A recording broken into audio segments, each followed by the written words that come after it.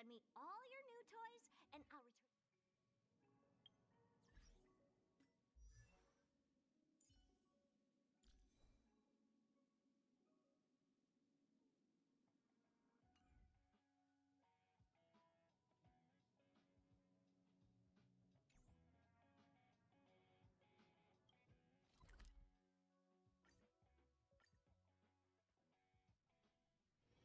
It's still early.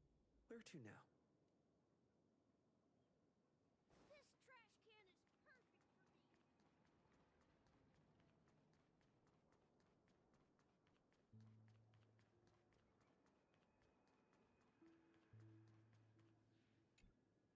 I promised to give the siblings some privacy, so let's talk about our business first. What do you say? That sounds sensible enough. Since you went through the trouble of gathering the family heads, the crew, and the Stellaron hunters, I'm guessing you have something important to say, Mr. Gallagher? Oh, is it that obvious? The look on your face is practically screaming, I'm the one behind all this. You're right, Mr. Yang. It is indeed time to come clean on everything. The siblings already know what they need to, and they've made their choice. But you, Nameless, arrived a bit late. So it's only fair that I answer your questions. Before we begin, let me reintroduce myself. I'm the founder of Dreamflux Reef, the deputy of the Watchmaker, and the one who sent out that invitation. As Gallagher, the history fictionologist, I humbly extend my greetings to you all. History fictionologist?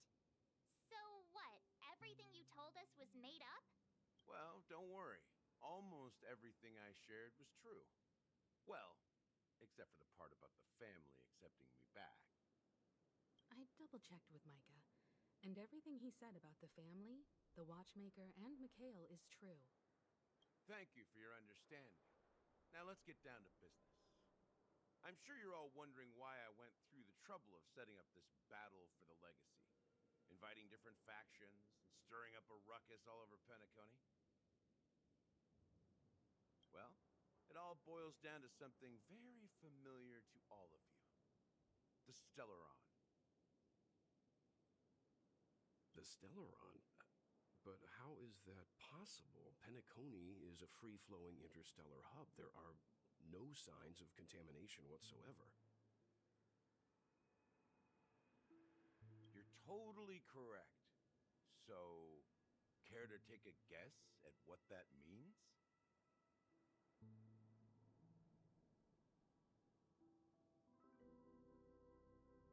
How keen.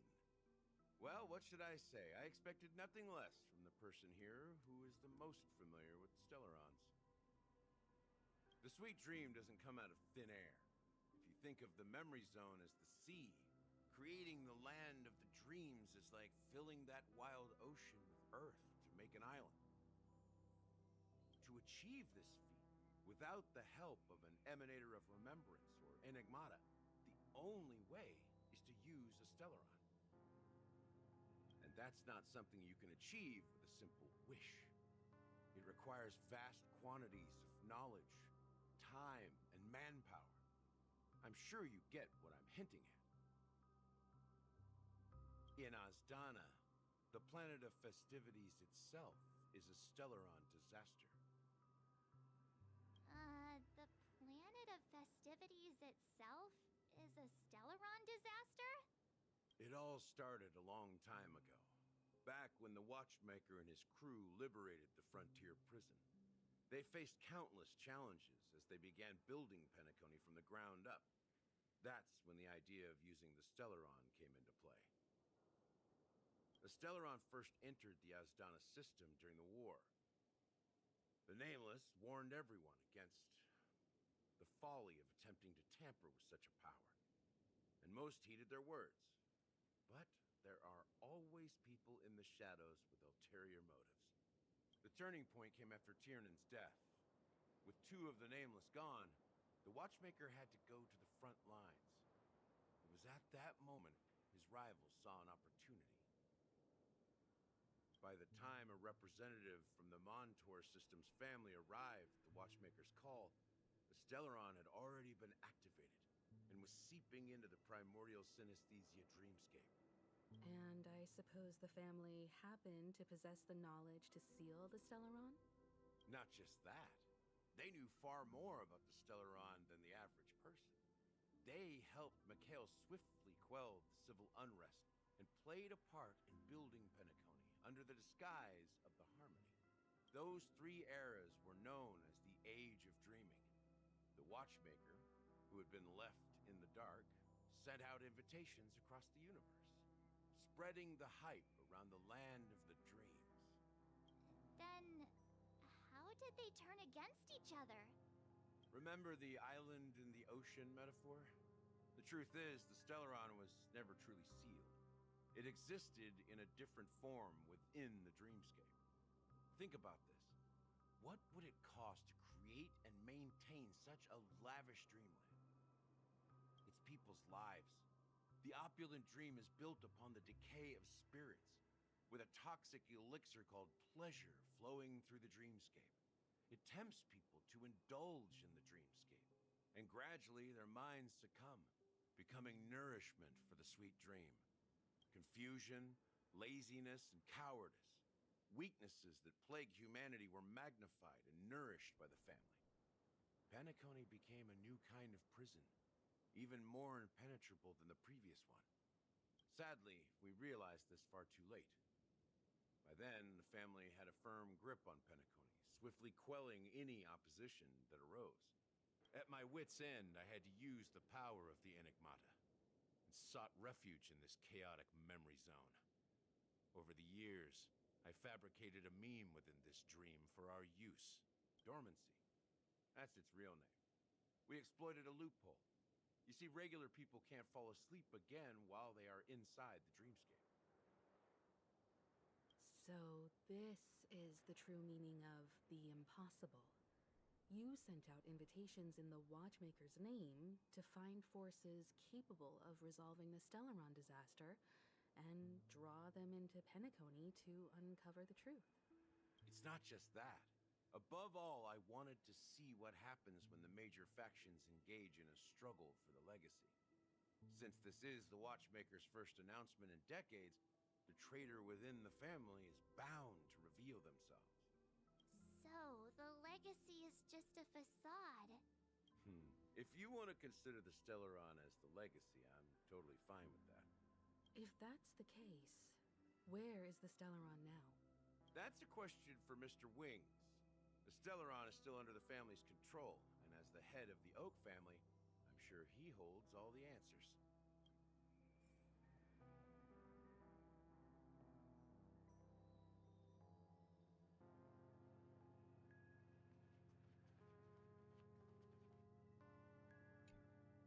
Are you done talking? So, will you tell us where the Stellaron is? It is the Penacony Grand Theater itself. As I suspected. It's the embodiment of the family. The edifice that first materialized within the sweet dream. That's what turned Penacony into its current state. As for the person who employed its power, it is in fact Mr. Gopherwood, the current Dream Master. Well, that was easier than I thought. Did you conduct your own investigation already? Correct. When I was trying to track down the person who murdered my sister, apart from you, Gopherwood was my second suspect.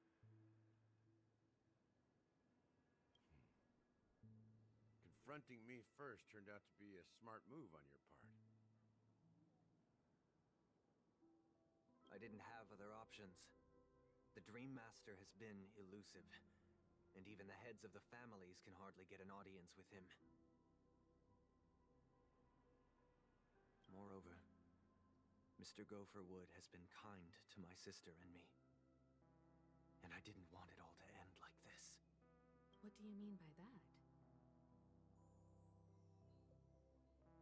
be honest, my brother and I are also victims of the cancer of all worlds. We grew up as orphans, and were adopted by the family when they came to help. Mr. Gopherwood recognized our potential and brought us to Penacony. But I can't just stand by and watch Mr. Gopherwood become an enemy of the Harmony. I won't use my voice to support an evil cause. I won't step on that stage and sing, no matter who the traitor is, or what orders they give me. I won't let the Charmony Festival become an event that destroys Harmony itself. For the paradise in our dreams. Indeed.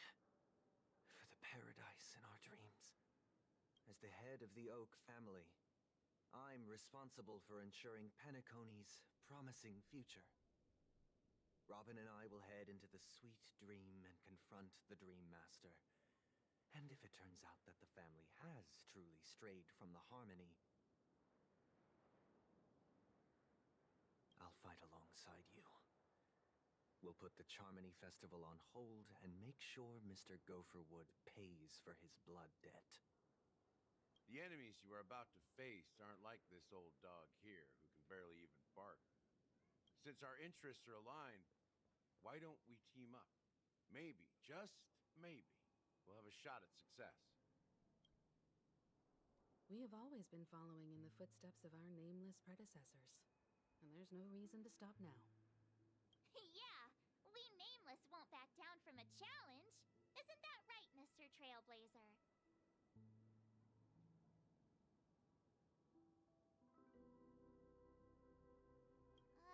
That line actually makes me a bit nervous. Rest assured, sitting on the sidelines isn't in our nature. Mr. Sunday, Miss Robin, I'm willing to accompany you on behalf of the Astral Express. Having a third party present should help with negotiations, and could make all the difference if things get ugly.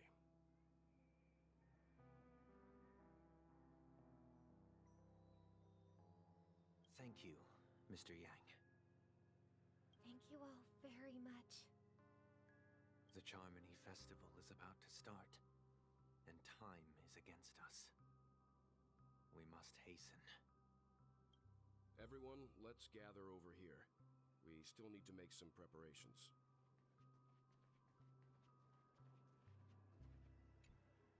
I may have been quick to step up to the plate, but confronting the Dream Master could be a very dangerous affair. Huh? Even you're saying that, Mr. Yang? How powerful is that Dream Master? He's the leader of the families of Penacony, and he has the entire power of the Harmony behind him, not to mention the Stellaron in his possession. We must proceed with great caution. Maybe you can just stay behind this time, Mr. Yang? No, that won't do. Even if we count Robin as an ally, something felt off about Mr. Sunday just now. Although, I can't quite put my finger on it. I have to make sure he won't turn against us when things start to get dicey. You're still carrying the keepsake the IPC envoy gave you, right? May I borrow it for a moment? Huh. I knew it.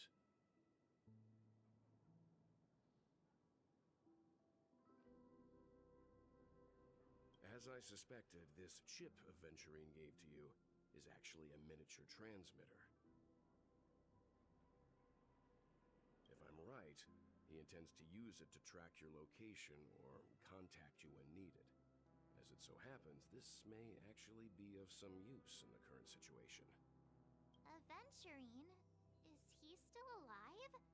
And what does he have to do with our mission to confront the Dream Master? Remember what I said earlier? Working with the IPC is a way to keep the family in check.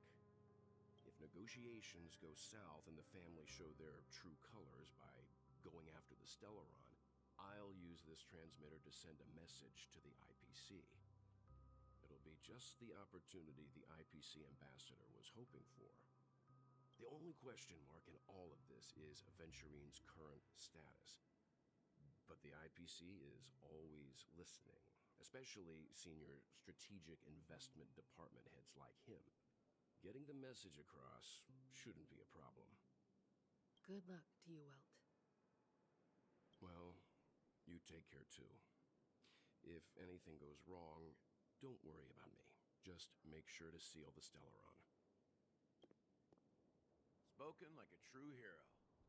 Even if the Dream Master is innocent, the family's corruption runs deep. I won't make the same mistake Mikhail did. Let's wish him the best of luck. Don't you have something else to tell us, Gallagher? Why would you say so? Before we departed, the conductor asked us to inquire about the three nameless in Penacony. We've already collected intel about Razalina and Tiernan, so the only one left is Legwork. If I'm not mistaken, we've already met him somewhere, haven't we? It's not enough to say meet, but the answer is pretty obvious. After all, I've hinted at it in quite an evident way. I've been watching over you ever since I received the reply from the Astral Express. And I've seen the great effort you all put into linking different realms together across the cosmos. And now, after getting this far all in one piece, you have truly proven yourselves. Miss Himiko, were you the one who repaired the Express and got it sailing through the cosmos again? Yes. And you two, young Nameless, you have very interesting life stories and extraordinary skills.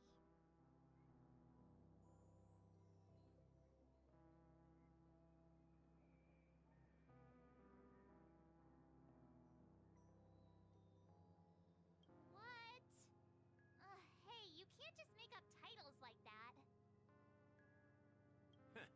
You're full of energy. Please send my regards to the conductor, Pom Pom. Please let them know that their friend has fond memories of his time aboard the Express, which he reminisces on every time he has a good drink. As for the last Nameless, he embarked, disembarked, and embarked again, traveling in a great circle, ending up back where he started. On his deathbed, he told me to find the Astral Express and deliver an invitation to the future Nameless. He left behind a special gift, a true legacy. Something that belongs only to the successors of the Trailblaze. Come with me. Now is the time to reveal it.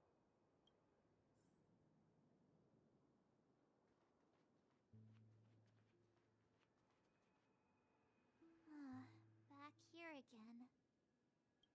Sometimes I feel like you're still alive, old friend. Like you've still got so much to say and do. I've kept my promise, brought the future Trailblazers you've waited so long for. I don't know why you were so obsessed with that train, but I remember your last words.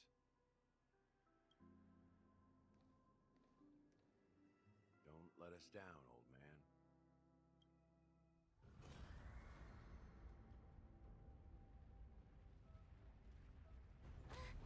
What's happening?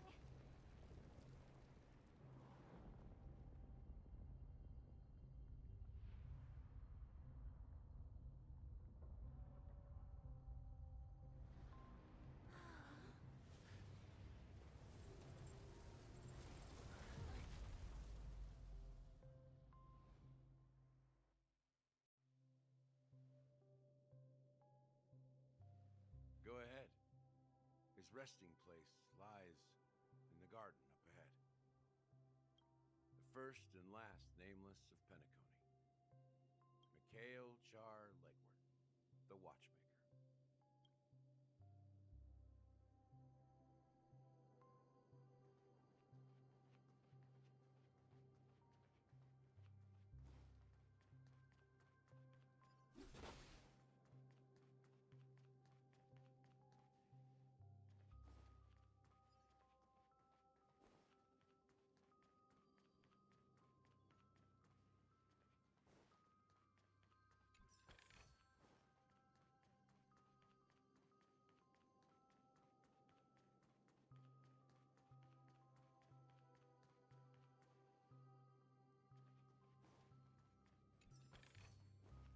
that all?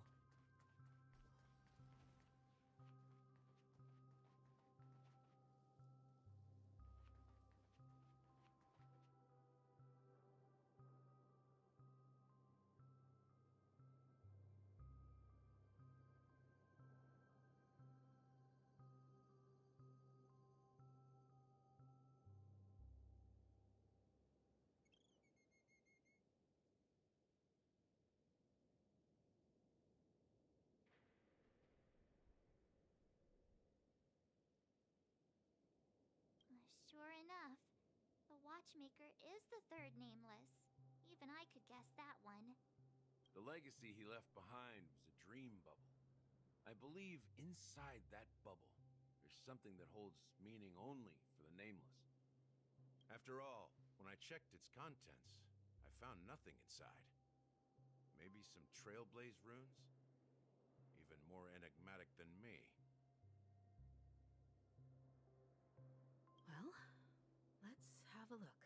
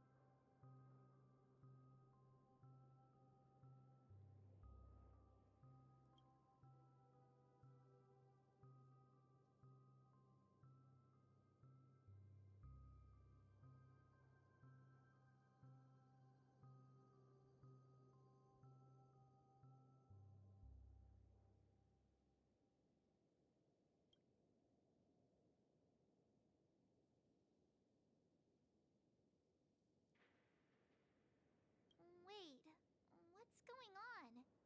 Seriously? There's nothing inside this dream bubble? How could a dream bubble be empty? Just as I suspected.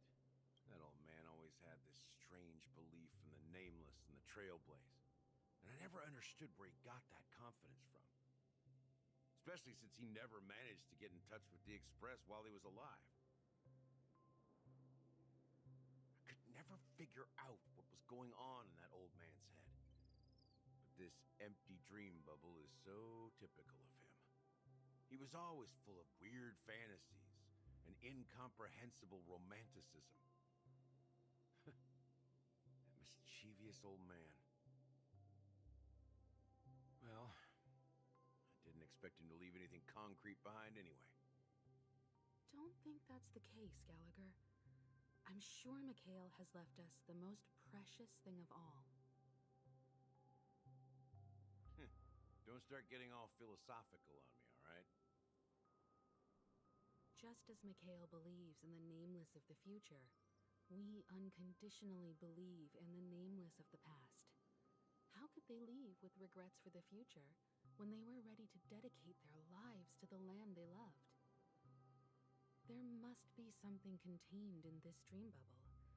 It's just we haven't figured it out yet. You also have faith in the Watchmaker, don't you, Gallagher? Well, I'm a follower of the Enigmata. My philosophy forbids me to have faith in anything. That's why I understand what faith means in the path of Trailblaze. And I also want to know what he left behind. I'll leave it to you guys then. Can I borrow your pet? I need to make a trip back to Golden Hour and check something at the Dreamscape sales store.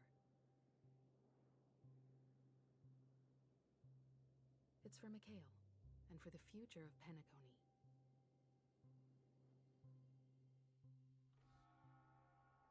Welcome to the Reverie Hotel. How may I help you? Greetings. We're the Nameless from the Astral Express, and we'd like to check in. The Astral Express? But I thought... Yes, my companion's already checked in. My name is Dan Hung, and I believe my personal information is recorded in your system. I see, but your companion said you wouldn't be coming due to a change of plans. Now the plans have changed again. And you are... Me? I'm Pom Pom, a new Nameless who's also with the Astral Express. He's my fellow trailblazer. We responded to the family's invitation before he boarded the express, so he wasn't registered in your system. Is it possible to accommodate him as well? Oh, I see. Another one of the Nameless had a similar situation. Seems like a lot of people are joining the Trailblaze these days. Since there's a precedent, it shouldn't be a problem. Just give me a second to contact your companions.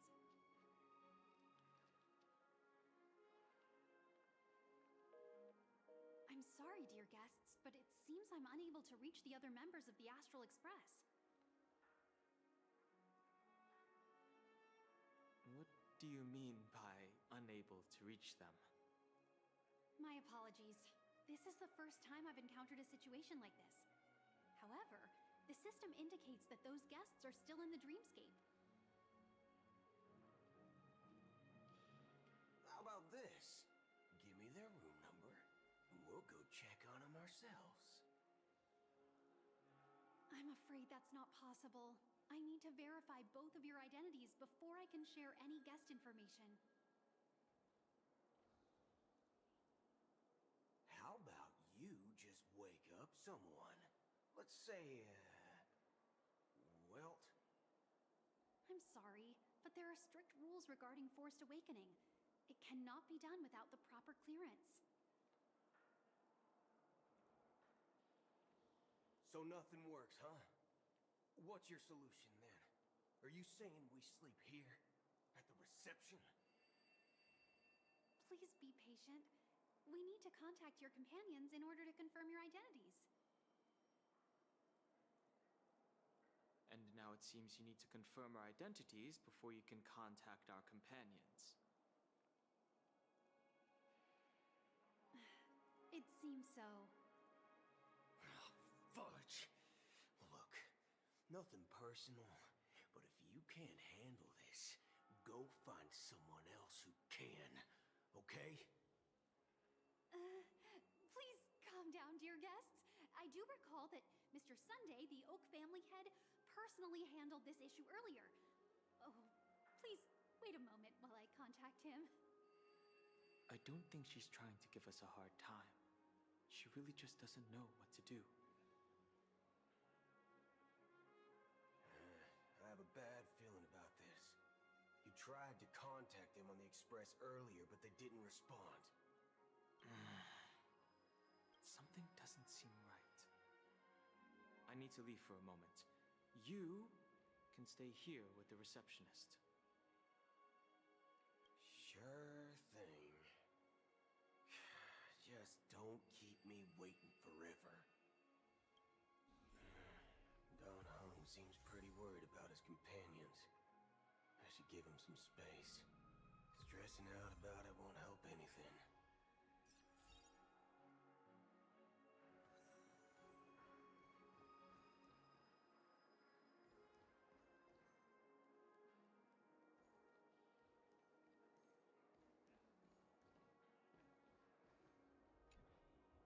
The Charmony Festival is about to start! I'm so excited!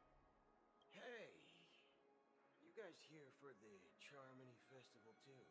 Well, I didn't come all the way here specially for the festival. Honestly, I don't really even know what it's about. But I heard it's a lot of fun!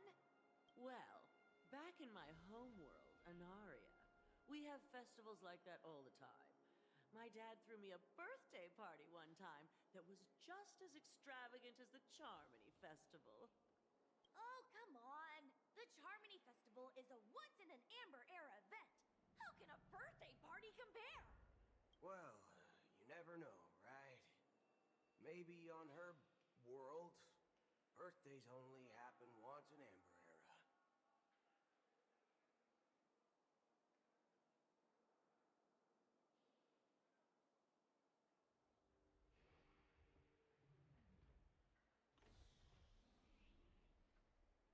Anyway, let's forget about that. Have you heard about the, unsettling things happening in the dreamscape? Unsettling things? What could possibly go wrong? It better not ruin the Charmony Festival! I've been looking forward to it!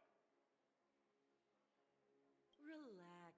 With a big event like this, there's bound to be lots of gossip and rumors. Don't worry. If anything does happen, the family will be on top of it. Oh, that's a relief. I didn't come all this way to see the festival go down the drain. Well, looks like I won't get any fudging clues out of these two. They're clueless.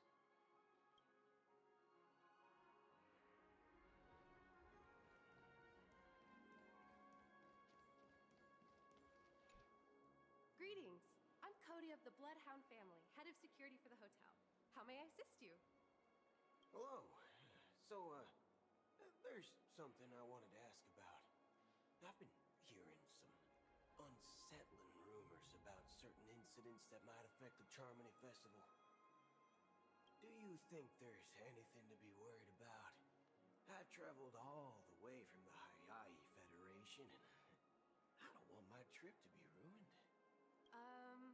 What do you mean? Wait. You haven't heard? I'm not sure where you heard those rumors, but they're completely baseless. I can assure you, as a representative of the Bloodhound family, that everything is going smoothly for the Charmony Festival. At present, all of the families are focused on making sure the festival starts on time. Even the Dream Master himself has arrived. So don't worry, your trip won't be in vain. That's a relief to hear. She doesn't appear to be acting. So, it seems that even the hotel staff are out of the loop. Back already? Hasn't she returned yet? Nope. I'm starting to wonder if sending her to contact Sunday was a good idea. Neither the staff nor the guests seem to know anything about what's happening in the dreamscape, and wherever we go, all we see is people enjoying themselves. Definitely not a good sign. I agree. Another unusual thing is that the Oak family is supposed to be in charge of organizing the council and managing everything inside and outside the dreamscape. However, I walked around the hotel but didn't meet a single member of the Oak family on such an important day. Well, I'll be forked. If I remember correctly, the head of the Oak family is that Sunday guy, right? We shouldn't linger here too long. Let's go back to the Express for now. Not so fast. Have you ever robbed the IPC, bro? If you run away now, everyone will be chasing after you. Are you suggesting we sit here and do nothing? I wouldn't say do nothing, but let's stay put for now. Even if the family has ulterior motives, they couldn't have anticipated us showing up here. We're the surprise factor for them.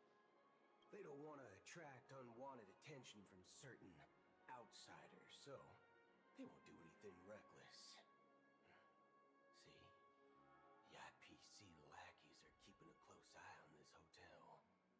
If I were a family member, I'd find an official excuse and keep the surprise factors here. If we just wait here, that would be like walking into their trap. Of course, we don't need to walk into their trap. I gave a backup plan to the memo keeper.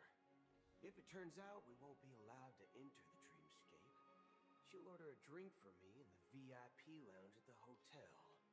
In reality... A secret signal. That's right. Oh, a concrete object can indeed help the memo keeper establish a connection with you. But Boot Hill, if you have more backup plans in the future, I hope you'll let me know in advance. I'm sorry, but it's one of my quirks. I have too many unreliable friends. And if I reveal that I have backup plans, things can go awry. And that would leave all backup plans completely useless. How do we get into the VIP lounge? This is where my street smarts come into play.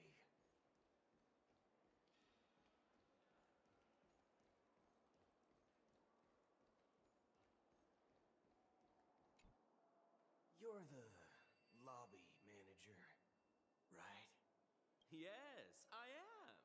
How may I assist you? We're the Nameless from the Astral Express. We wanted to check in, but there's something wrong with your system. The lady at the front desk said she would contact the manager, but now she's nowhere to be found. Now, we've been waiting here forever, without any food or water. What the fork, man? Is this how the family treats its guests? Is this your idea of street smarts? Starting an altercation? It's called standing up for your rights. I apologize for the inconvenience. Please wait while we try to contact Mr. Sunday. I'll arrange 2 premium seats in the VIP lounge so you can rest there while you wait. See? Just like that. Just don't call yourself Nameless next time. Wow, this bar's something else. Certainly worthy of the planet of festivities.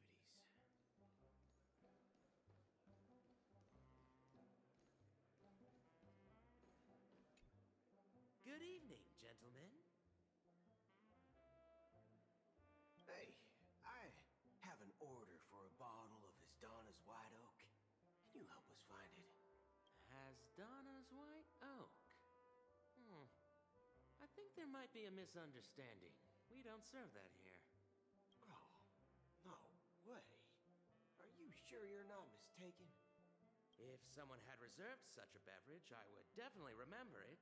It sells for hundreds of thousands of credits per bottle, after all. I couldn't afford to cover for such an item if it were broken or lost. That's strange. Well, could it be that the memo keeper couldn't afford it? And what should we do now? Oh, no need to rush. Well, let's grab some drinks first. Maybe I arrived too early and she hasn't come yet. Now, let's see what kind of juice malts you all have here. Well, give me a glass of Heenum Valley, 40 years. I'll have it neat. No ice. Well, that's the most expensive one on the list. You have a taste for the finer things. It's on the house, anyway. What can I get for you? Anything you recommend is fine. Then I would recommend today's special, Glass Village. It's classic Soul Glad mixed with Laboon juice. It's refreshing and suits your cool demeanor. Just 1 minute. This flavor. Dynamite barbecue with rocket fuel. Ooh, it really hits the spot. Truly, the finest sherry cask-aged malt juice in the cosmos. Dynamite barbecue with rocket fuel. Is that really something that humans enjoy?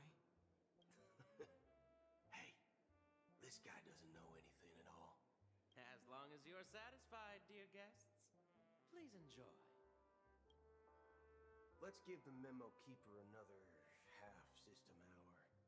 If she doesn't show up, we'll need to come up with a new plan. In the meantime, let's take stock of the situation. What do you think? The situation is unclear. Something must have happened on the planet of festivities, but the public is unaware of it. Someone in a position of power within the family must be covering it up. It's unusual for the followers of the Harmony to invite other factions, let alone the IPC and the Masked Fools. If what you said about the Emanator of the Nihility is true, the situation in Penacony is a little complicated, to say the least. Actually, there's something else I'm concerned about. Regarding Acheron. As you know, the faction that follows the path of the Hunt are some of the most dangerous folks in the cosmos to mess with. I mean, who in their right mind would impersonate the Xianzhou Alliance or the Galaxy Rangers? It's like asking for a death wish. Isn't there a saying among the Xianzhou people that the Rainbow Sect lets their Lux arrow do all the beating? Talking. Do all the talking. Well, you know what I mean. Even though the Galaxy Rangers have been out of sight for years, we've been keeping an eye on this region. Even the dumbest criminals know better than to mess with the Annihilation Gang, much less the Rangers. But that Acheron lady, she doesn't seem like a lunatic at all. On the contrary, she's highly logical and organized. She knows exactly when to hold back and when to strike without mercy. And do you believe that someone like her would have an ulterior motive for impersonating a Galaxy Ranger? I'm not entirely sure, but I do have my suspicions. Maybe she knows a Galaxy Ranger, or perhaps she's trying to lure us out for some reason, which I can't figure out. Anyway, what worries me more are the anomalies within the family. They've summoned followers from various paths for the festival. No matter how generous the family might be, this move seems highly unusual. Unless the invitations weren't sent by them. If that's the case, it's even more intriguing that the family insists on organizing the Charmony Festival, despite the chaos. Maybe it's Shipei the Harmony pulling the strings. You find it beyond human understanding because it wasn't arranged by humans at all. People do stupid things out of irrational impulses. They abandon their principles when self-interest is involved. They believe in things they know they shouldn't, and fudge, they even break their own rules. But eons don't. They stick to their determined path and never turn back, even if they reach a dead end. You think Shipei's will is behind all this? It may not necessarily be Shipei, but there's definitely some higher entity involved. I know it may sound pessimistic, but if human free will were reliable, why would we even need Galaxy Rangers? It's much simpler when you boil it down to the eons and paths. Like how Lon always follows the path of the Hunt, or how the Express stays true to the Trailblaze despite Akavili's disappearance. But in my opinion, Akavili's fall holds significance for the Nameless. Oh, so you're saying the Nameless now have to take responsibility for their own choices because their absolutely right leader is gone? Exactly. I believe the purpose of the journey isn't just about following a path that's always considered absolutely right. It's more about doing your best to choose the right path for yourself among countless possibilities, even with limited insight and judgment. I don't know what you've been through, but I agree that people must take responsibility for their choices, because no one else can do it for them. That's why the Galaxy Rangers need to uncover the imposter. figure out her true intentions. Just in case. I have a backup plan if the Memo Keeper doesn't show up. This is my final backup plan. I promise. You sure have a lot of cards up your sleeve. Well, going back to my old career would make things a lot easier. By the way, when you were walking around the hotel, did you happen to see any important-looking guests? What's your plan? It's simple. We just grab some hostages and use them as bargaining chips with the family. Or maybe we can even take their identities. No need for that. We'll return to the Express now. Wait. Are you getting scared? Draw your weapon. Let's make a big scene. Are you leaving, esteemed guests? Would you like to cancel that As Donna's White Oak you just ordered? Huh? As Donna's White Oak? But didn't you just say... Ha ha. Looks like you are a bit intoxicated, esteemed guests. You ordered a bottle of As Donna's White Oak just a moment ago. Looks like your Memo Keeper friend has finally arrived. Oh, right. Sorry, my memory's not the best. You know, too many modifications and all. Anyway, let me check. Well, fork me. It says Donna's White Oak, all right. And there's a note. I'll be waiting for you on the Astral Express. No mistake. That's her message to you. She knew the hotel wasn't safe, so she suggested we find another place. Well, looks like we took a detour, but now it's back to the Astral Express. So, what are we waiting for? Let's go. You're back? Two guests just boarded saying they were looking for Boot Hill, so I told them to wait in the parlor car. Oh, just in time. Two guests? She's one of them. Look, we welcome all passengers on the Astral Express, but sneaking in like that? You have no regard for etiquette. My apologies, conductor. It was an oversight on my part. I assumed you were already acquainted with the garden. Given the chaotic situation in Penacony, the Nameless are the only ones we can truly trust right now. You are the Memo Keeper. Pleased to meet you, Dan Hung. I've seen you in others' memories. And as for Boot Hill, this is our first face-to-face meeting. I hope you enjoyed that bottle of Astana's White Oak. You sure have a refined taste. Finally, Memo Keeper. Well, let's cut to the chase. Spill everything you know. That's precisely what I intend to do. But before that, please allow me to introduce myself. My name is Black Swan, and I serve the Garden of Recollection as a Memo Keeper. As for Acheron's story, I'm sure she knows it better than I do. Greetings. I'm Acheron. What? You Garden of Recollection shirtbag! You betrayed me! I apologize, but she did that at my request. Due to certain reasons, I have been exiled by the family.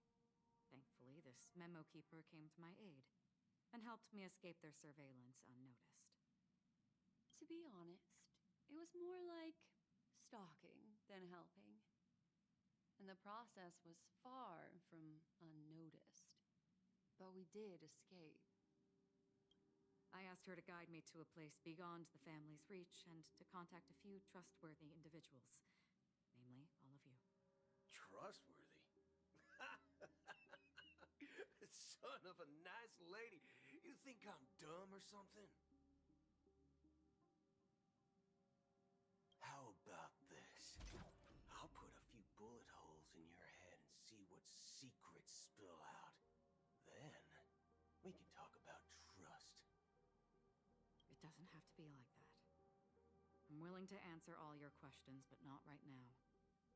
If my cover hadn't been blown, we might have had more time, but at the moment, we don't have any other options. No other options? What do you mean? This is the only way I can ensure everyone's safety. I kindly request an immediate warp jump out of the Astana star system. This passenger is requesting... As far as I can tell, she's not a threat, and seems to be telling the truth. I've briefly traveled with your companions and know their whereabouts, Danheng. Please rest assured, your nameless companions are safe, but they need our help. As for Boot Hill, you may have guessed. I've been waiting for you. Galaxy Rangers are known for their elusive nature and limited contact with each other, so this was the only way I could reach out to you. Only by doing this can I find a true Galaxy Ranger and fulfill a long-standing promise. To return his relics to their rightful owner. Someone once told me that every rainfall is like a gift from the heavens, a sign of their mercy upon the world. Raindrops are said to be the tears of the gods, shed in response to the sorrows of the world. Their constant pouring is a reminder that the gods haven't abandoned us yet. So, how long has this rain been going on for? I used to believe, just like you, that it would eventually stop. Years and decades passed. And in the end, such hope faded away before the rain did. Looks like the god you mentioned doesn't exist after all.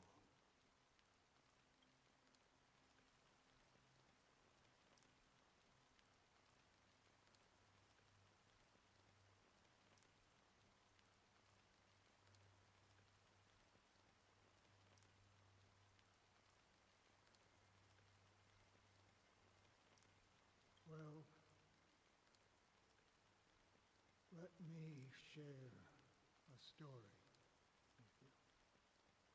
Mortals who walk the paths are like sailors on a vast ocean, leaving behind a trail that creates countless ripples of possibilities. These ripples last longer than the fleeting lifetimes of humans. And for some, their presence leaves such a strong mark that it's reflected in the waves. Like those shadows on the ocean. Sin-thirsters, the obsessions of the Pathstriders. They emerge from the depths of IX, seeing themselves as masters of their own destiny, unknowingly repeating the actions of their past lives. They emerge from the nihility and head toward it, leading purposeless lives. However, these hollow phantoms,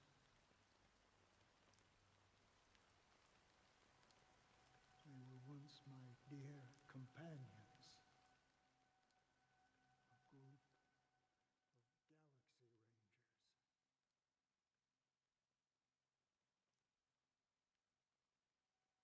toward transcendence. It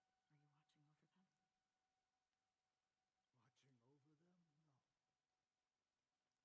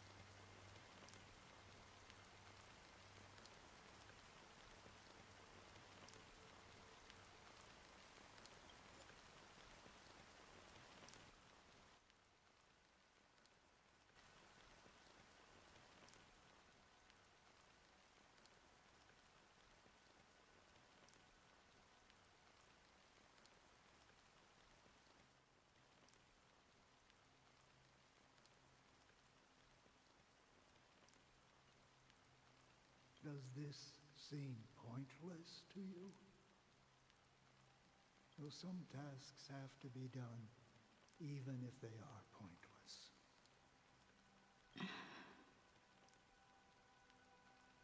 I can help you. For what? For the meaning of the nihility. That's what I've been seeking.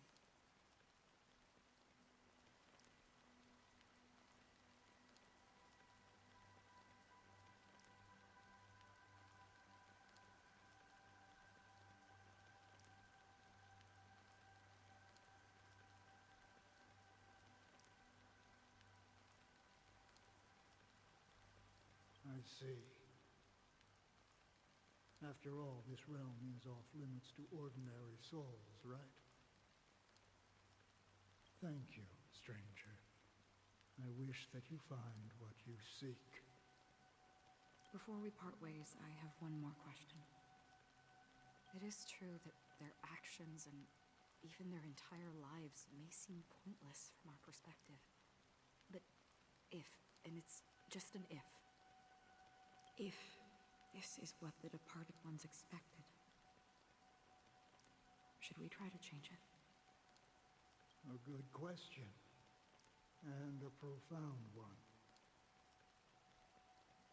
I don't know the answer. What I do know is that one day I too will pass away.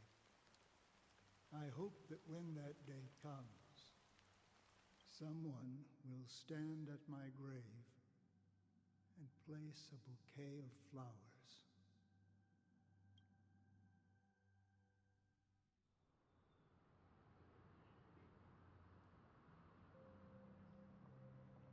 When I appeared as a child, my speech, mindset, and soul reflected immaturity and innocence.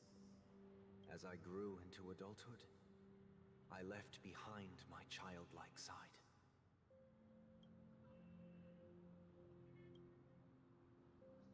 I humbly request your blessings, esteemed advocate of Shipe. Come to me, my kinship.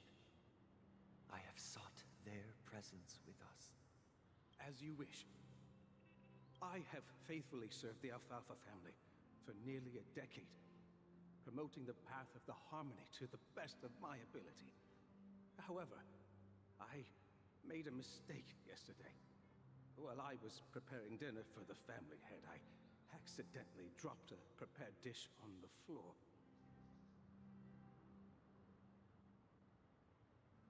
Out of laziness, I lied and claimed that everything was ready.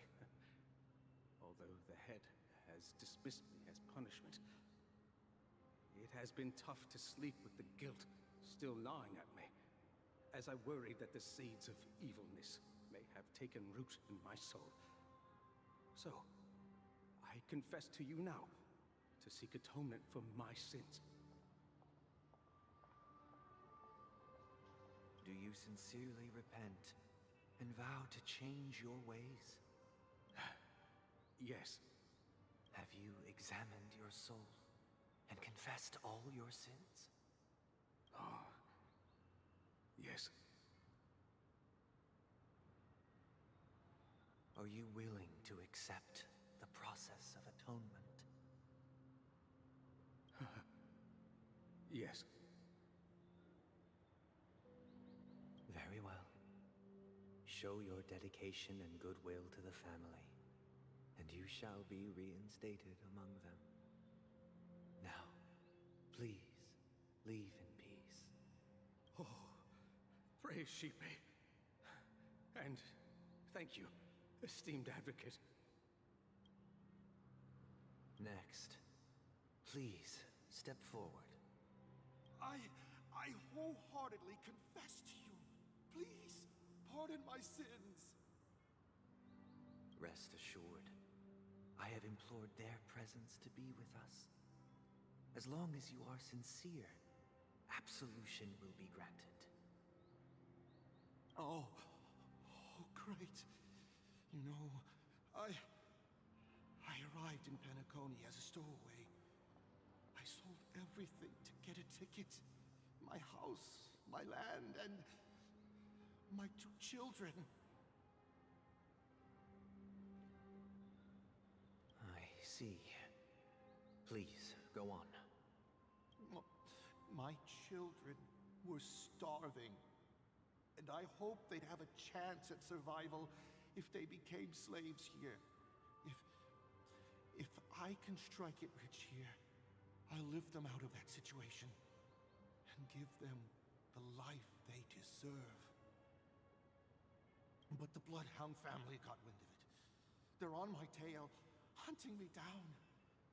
I thought I could bring my kids here. It was all my fault. All my fault. The family is ready to forgive all sinners.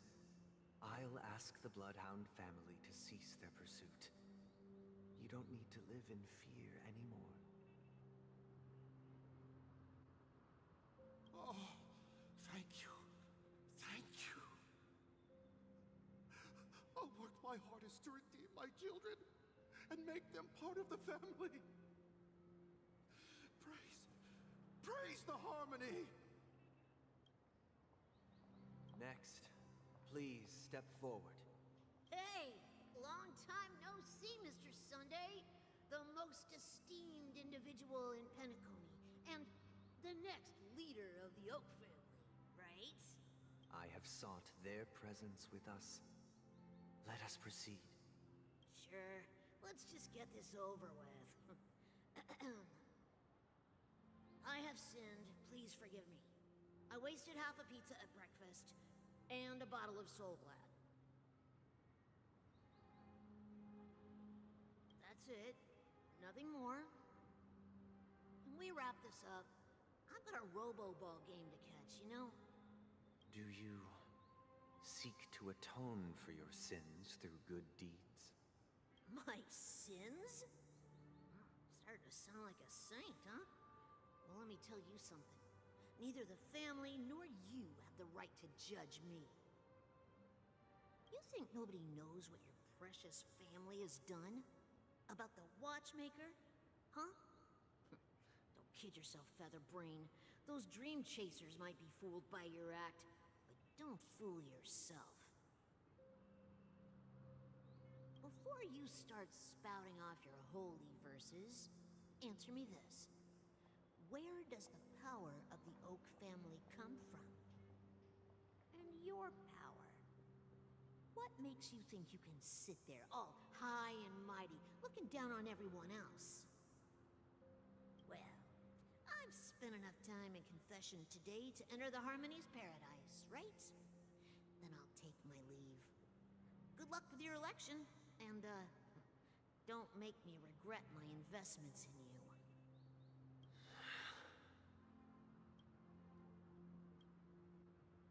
Oh, revered triple-faced soul, hear my doubts.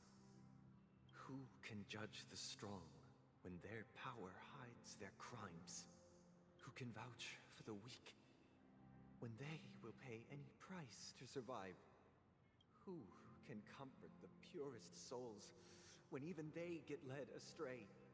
If the strong defending the weak is truly the foundation of paradise, then who is responsible for the suffering and anguish in this wretched world? Brother? Brother? Brother, are you all right? I'm fine. I've been working long hours, and I just made a trip to Dreamflux Reef and back. So, I'm a bit out of sorts. But it'll all be over before we know it. You've been working non-stop on the Charmony Festival, Mr. Sunday, and no one could have predicted this incident. Even if the Stellaron does pose a grave threat, I still feel sorry for all the trouble we've caused you. No need to worry about troubling anyone. The Charmony Festival was meant to spread joy and harmony across the cosmos. But now that we know the truth, I'm afraid we'll have to cancel it. It has always been our wish to make everyone happy, so We'll do our best to explain everything to the Dream Master. I'm sure he'll understand. Even if the negotiation does not go smoothly, I'll refuse to go on stage. Without the Chord Master, the Harmonious Choir would not arrive, and the Charmony Festival would be just a grand performance, and nothing more. I'm relieved to see your determination. You know, since arriving in Penacony, we haven't had any contact with this Dream Master himself. I'd heard of the heads of the 5 major lineages, but the Dream Master is a mystery to me. The Dream Master rarely grants an audience, even for us. But, given the urgency of the situation, he's agreed to meet us in person. Perhaps you'll be the first guest to meet the Dream Master in years, Mr. Yang. Let's hope we can reach a consensus that satisfies everyone. Indeed. Let us hope so. It's about time. We'll have to get ready for the meeting.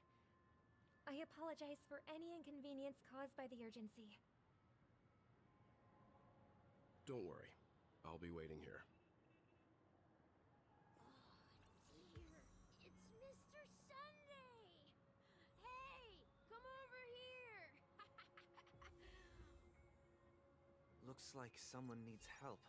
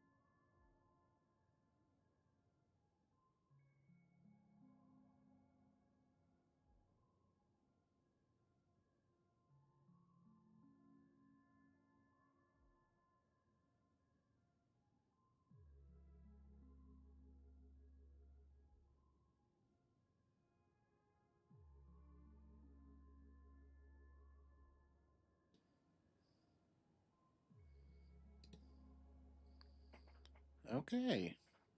I absolutely have no idea why that happened or when it happened. I'm pretty sure it was working at the beginning at the very least. Hey, Jillian. Sorry, I just realized that my mic has been working. I don't know how long it's has been working for. Real weird. I usually catch this at the beginning of the streams, but I guess I skipped over that part of checking things out. So for all I know, this entire stream's been without my little bit of commentary. Let's go check it out. So how are things, Julian?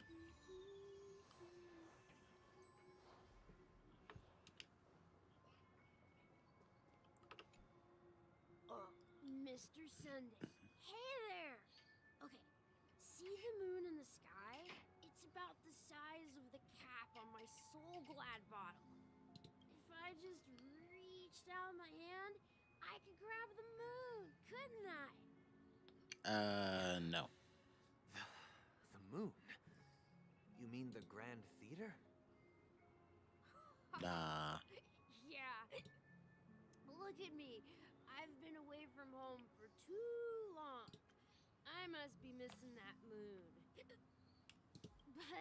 it's no big deal. The Grand Theater here looks much better than the moon back home.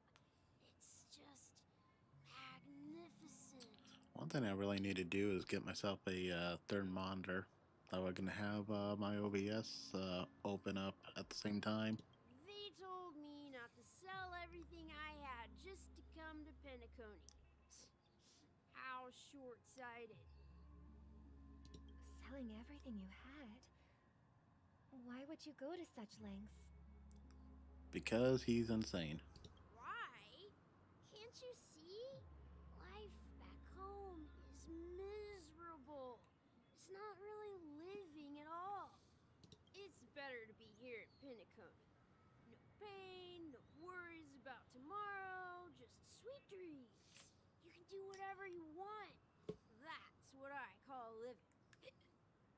Yeah, now this is the life.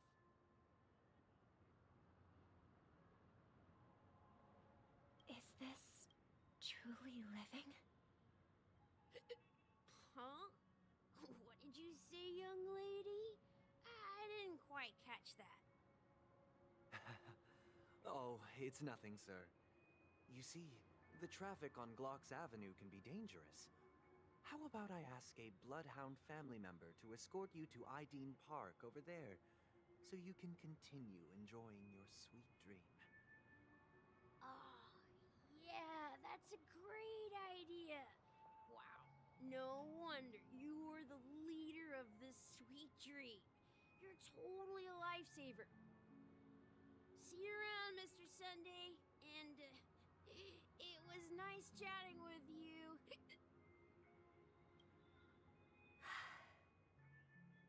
What's up, sister? This is the land of the dreams.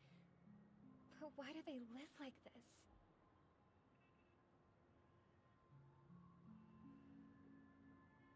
They live like this because it is the land of the dreams. Duh. The man we ran into, he doesn't seem happy at all. They come here to forget all the problems. Even though sweet dreams are nice, they're just illusions. But for him, they're the only way to survive, even if it means giving up on reality. That's not really living at all. No, it's not. And you know what? Not much you can do about it right now. I suppose you have a point. But, in my opinion, that's how most people live their lives. Why do you say that? You think that man is not actually living, but that's not quite accurate. Even without Penacony, people create their own illusions called self-value. People believe they have a predetermined value to fulfill. Gaining value means gaining power, and those deemed worthless are seen as the weak. However, value doesn't come out of thin air. And there's a Hello, limit viewers. to it. Hello. To accumulate value, people have to take from others. So, the weak get exploited and oppressed. Are you suggesting that this is not how things should be? Exactly. But, ironically, people don't think there's anything wrong with it, because they uphold the illusory notion of self-value, and even the weak believe in it. The survival of the fittest. That's where all the tragedies in the world come from. People come to the sweet dream in Penacony to escape from that reality and find solace. I mean, you're not wrong. No tragedies exist here, only happiness, although in its nascent form.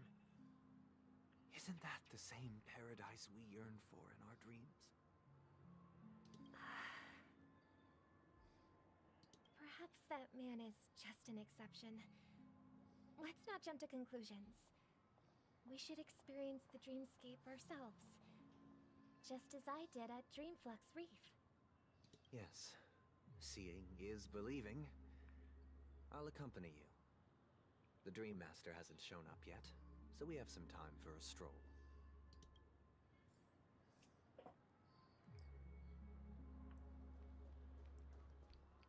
Before we head over there, I'm gonna head down there, turn in my clocky credits. Give me more of my goodies, maybe? Nope, not gonna let me. Never mind. Damn you! Give me my jades.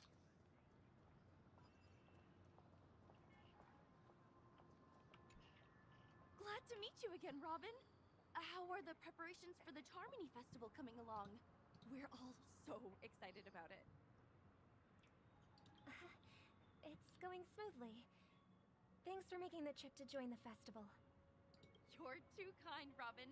It's a pleasure to have guests from all over the universe celebrating day and night. I can't stand being lonely or bored, so this jubilant dreamscape is perfect for me. But if this went on forever, would it get boring too? Nah, not at all. Who would get tired of having so much fun?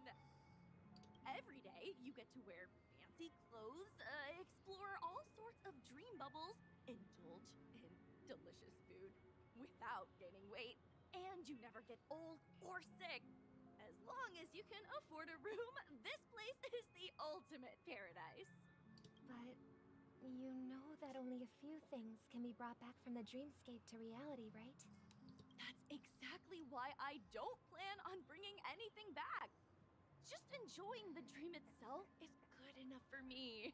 I mean, I'm not one of those long-living species. I only have around 60 or 70 years in this lifetime, and there's so much to worry about. Being happy here is pure bliss. Only in this sweet dream can I truly feel like I'm in control of my life and fate. Who would want to go back to reality after experiencing this bliss? I see. I genuinely wish you all the happiness in the world. And I wish you a fantastic performance, Robin! I'm off to the Blue Hour for the ball. See you later. And off she goes. Seems like that guest's perspective didn't resonate with you either. She had a valid point. I could sense her genuine happiness. It's just that... What you're trying to say is, she thinks she's in control of her life. But in reality, she's just escaping from reality and seeking solace in this sweet dream. Once she steps out of this sanctuary, everything will be lost. Or, as how Sunday would normally put it, she will crash and die. Well, she did make mention of being able to afford a room, didn't she? However, the paradise in our dreams, it doesn't have to end. No. And the paradise we yearn for shouldn't be just a fleeting dream either. On to the next one. How will this one react to us?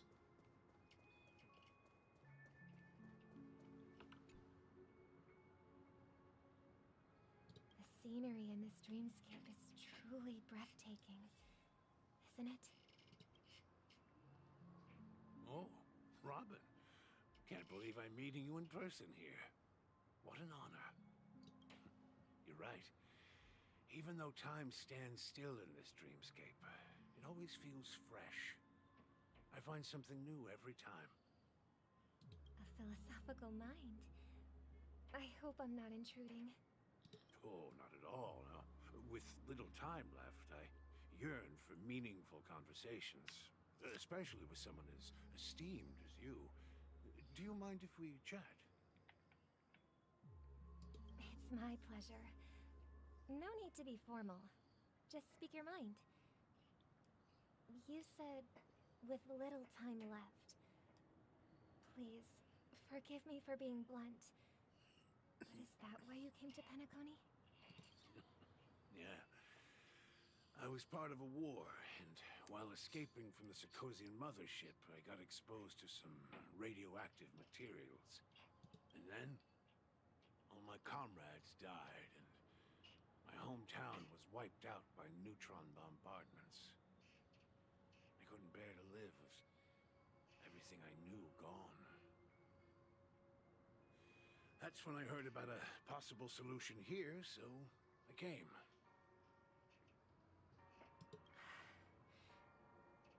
How heart-wrenching. I hope the family has been able to help you. They have, and I'm truly grateful for that. They provided me with a comfortable room, the most advanced life support devices in the cosmos, and a stellar team of caregivers.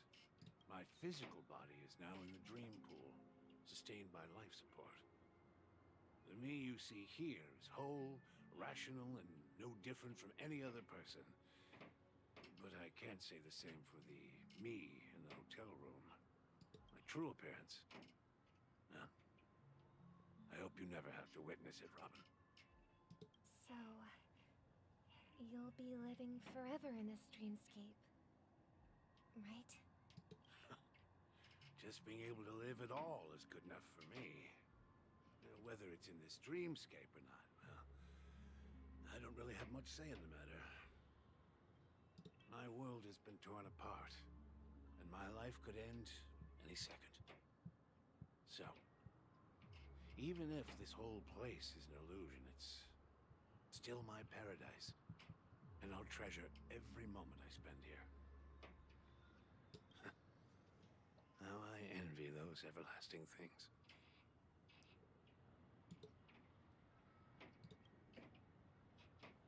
That old man's story. It's so tragic. Fortunately, this sweet dream gives him joyful memories to hold on to for the rest of his life. That's precisely why this sweet dream in Penacony exists. However, even the sweet dream has its limitations. While it provides solace to the disillusioned, it can't completely eliminate pain in reality. There will be a way out. Penacony is already on the right track. Okay, Sunday, listen to me. That's the way villains talk.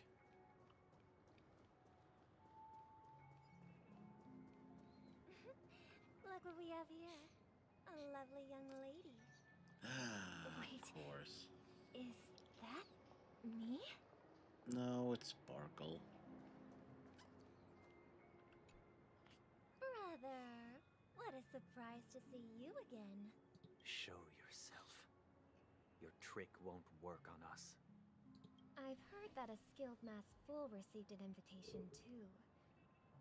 That must be you, right? Did you enjoy yourself? Barely. The people here are way too gullible. A little bait is all it takes for them to bite. And they run away at the slightest hint of danger. In other words, they're naive and cowardly. Now that you've had your fill, it'd be wise to leave before it's too late. The music of the harmony doesn't tolerate discord. What? Now that you have the real Robin, I'm useless? Oh, how disheartening. I've done so much for the family. You should be thanking me, because if it weren't for me cleaning up this mess, Penacony would still be in shambles. Don't you think? That was a personal request from the head of the Iris family, and it has nothing to do with us. Step aside and stop causing trouble for the Charmony Festival. The Charmony Festival? You think you can scare me? You think I have no idea what you're planning? I don't care what you're thinking, Chicken Wing Boy. But I'm pretty sure lovely Robin won't be appearing on stage. After all, you're well aware of what a sorry state this dreamscape is in under the banner of harmony. Penacony, the land of the dreams.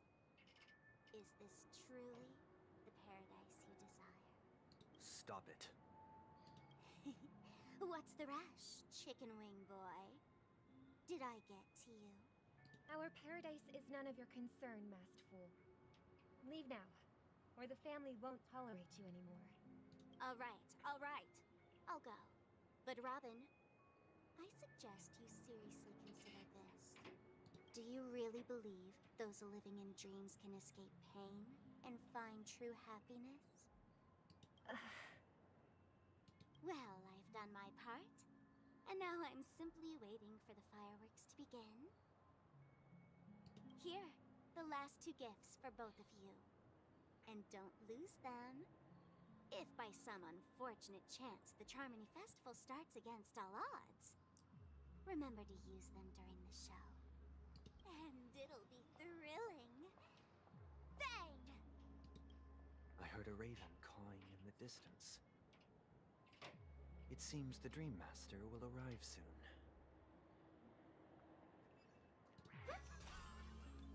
Then off we shall go. See what this madman wants. Let's wait here for the Dream Master to arrive.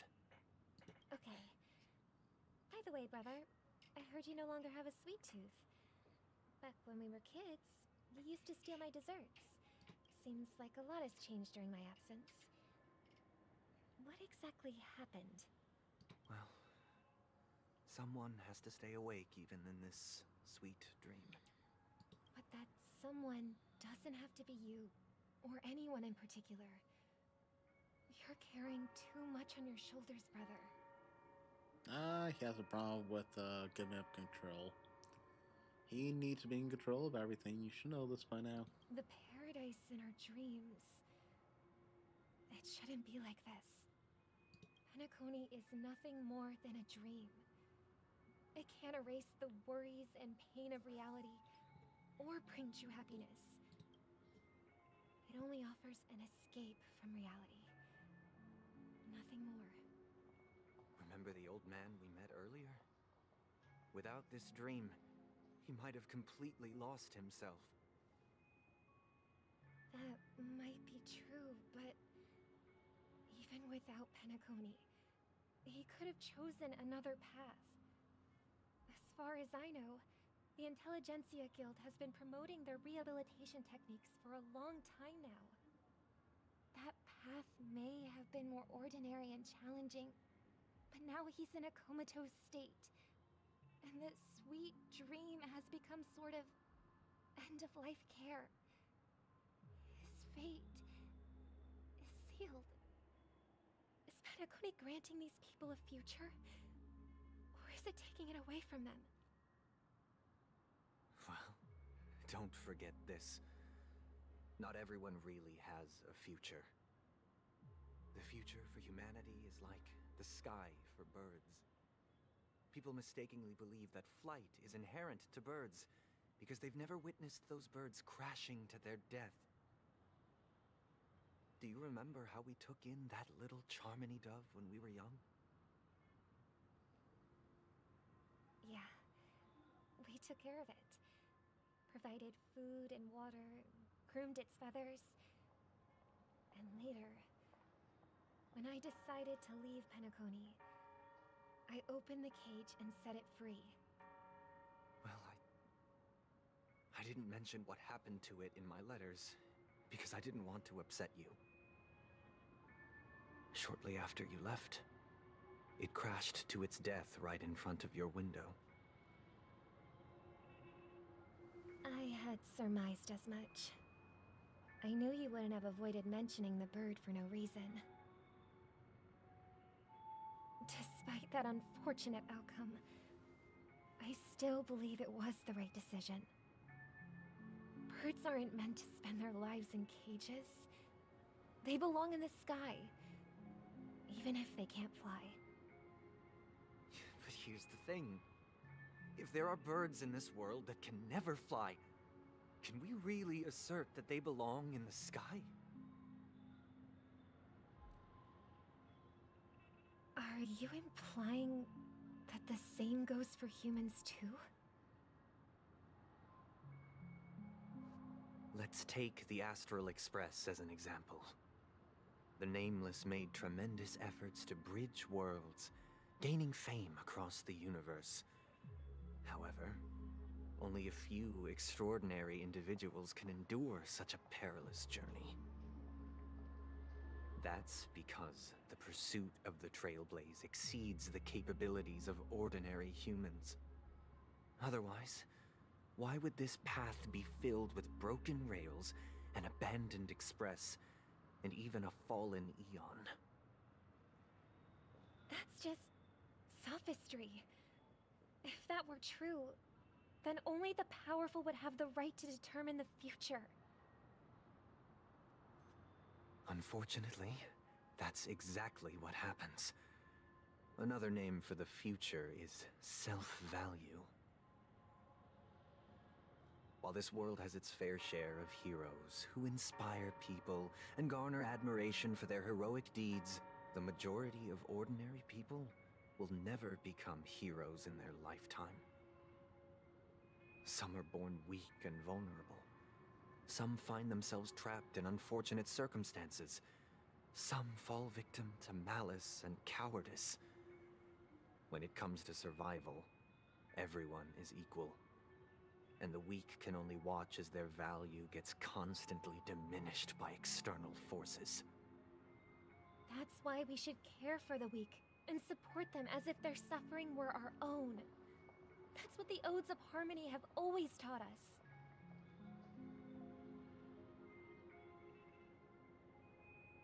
While the Harmony holds noble aspirations, the strong will always be strong, and the weak will always be weak. Even in this carefree dream. Human nature contains greatness, but it also harbors inherent weaknesses that can't be eradicated. In the end, if people can't even secure their own survival, they won't care about the illusory future of equality. As long as the law of survival of the fittest prevails, there will always be fledglings crashing to their death. But if people don't live for the future, do they merely exist for survival? If even you, my brother, don't believe that the Harmony will save the weak, then which eon can make our dreams come true?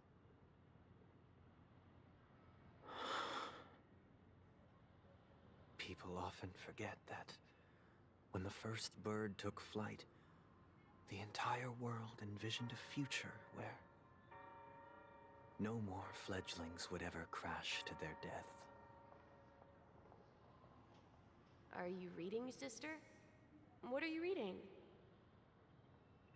Mr. Gopherwood gave me a picture book. It's about the story of the harmonic strings.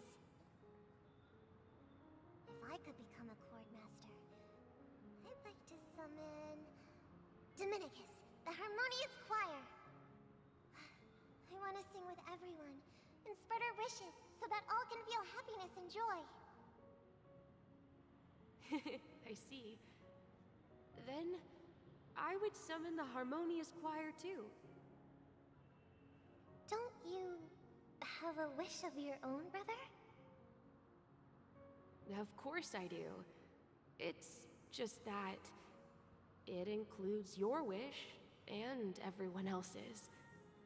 I long for a true paradise where everyone can find peace.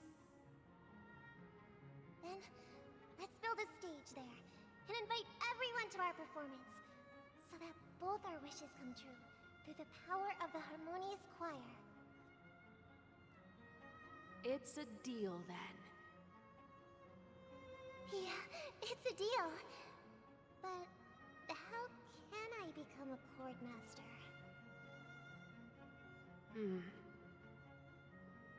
Maybe you'll have to become a star first.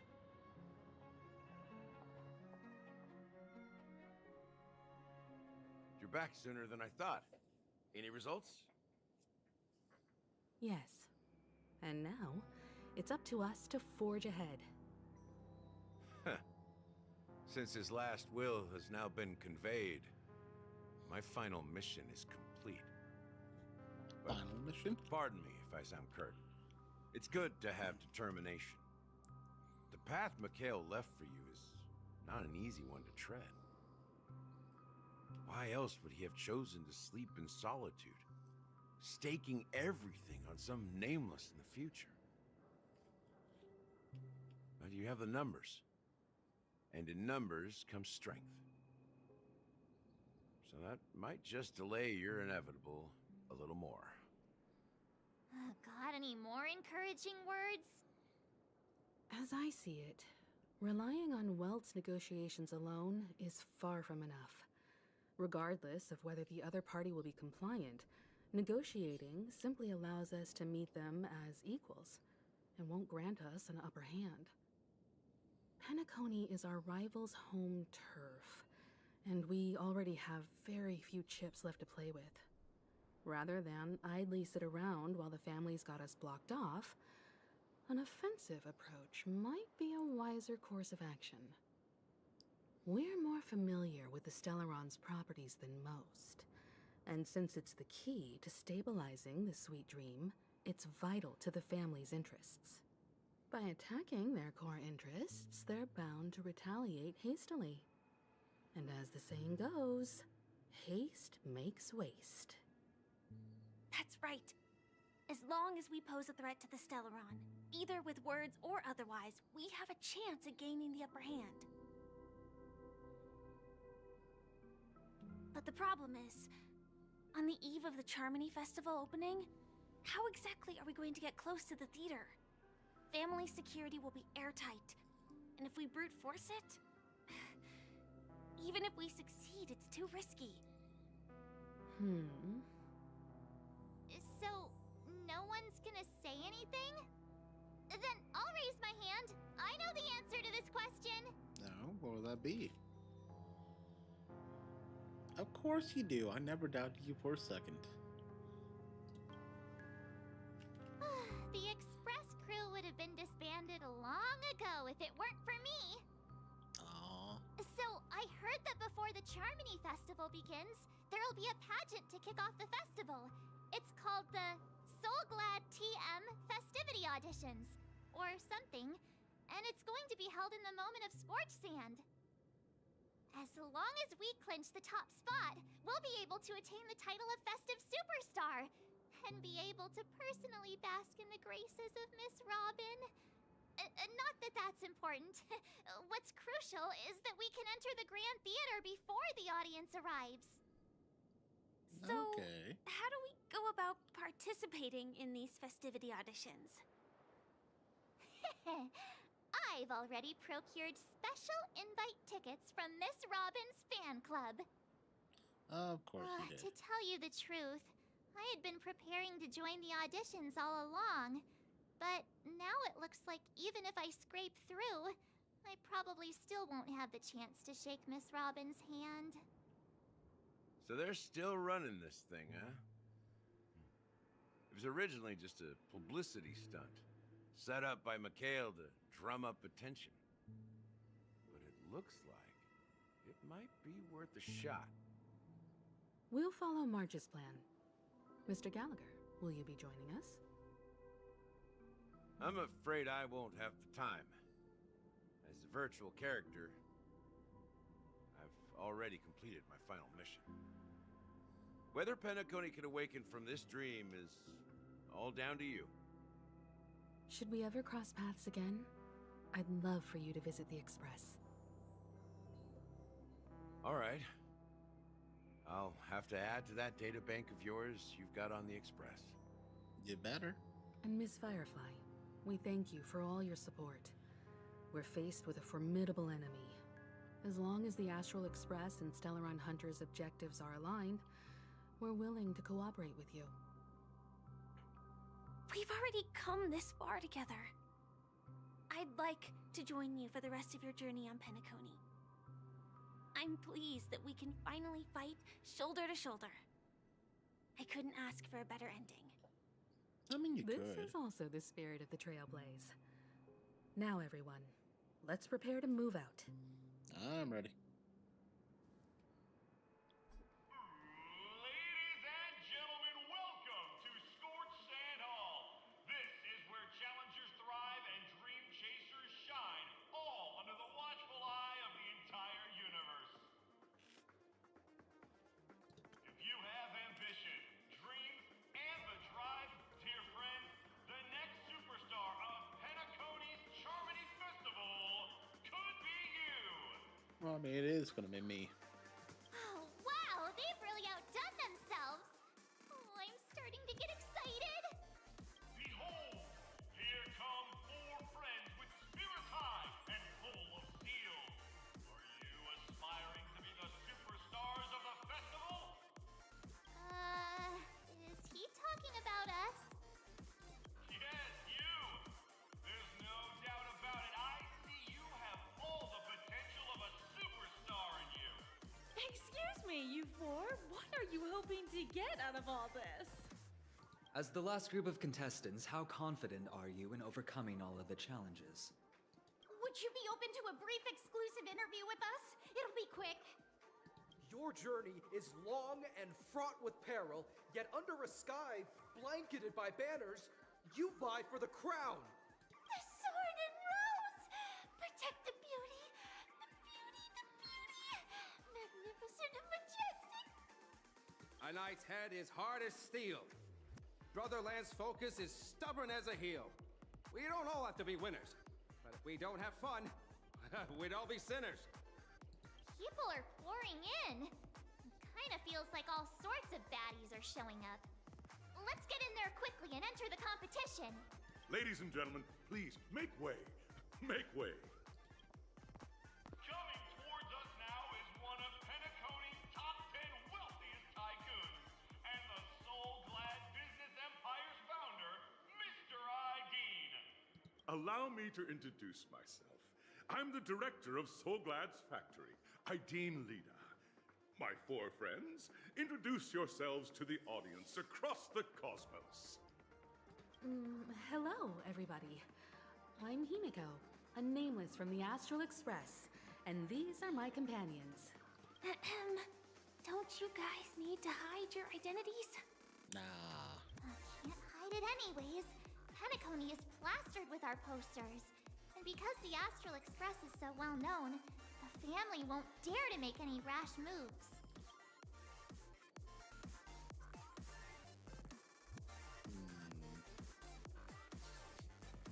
Hello everyone, I'm the Galactic Baseballer, and trees say cheese.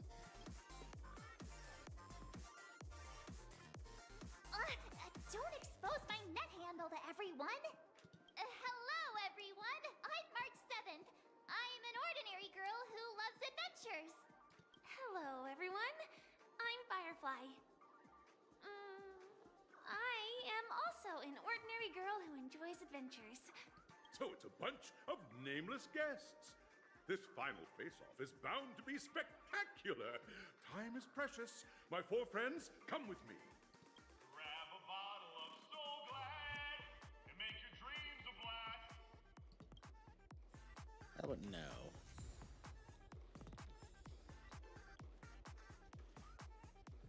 Let's see, any chests hiding in sight?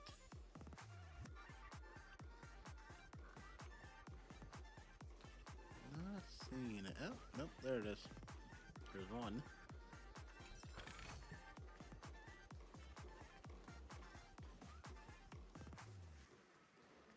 Oh, and a sticker.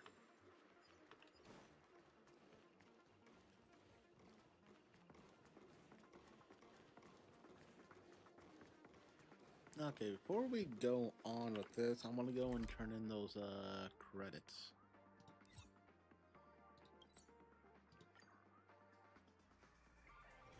It's still early. Where to now?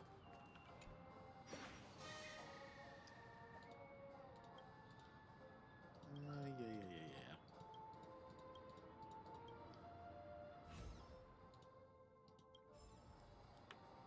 Why the long face, buddy?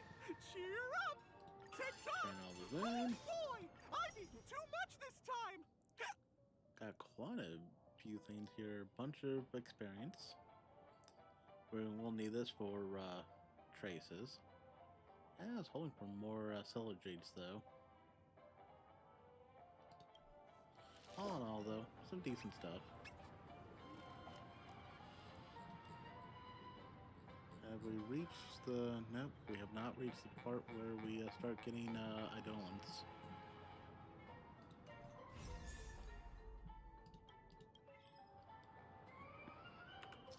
Little tutorial about wallpapers. Should already have one at least.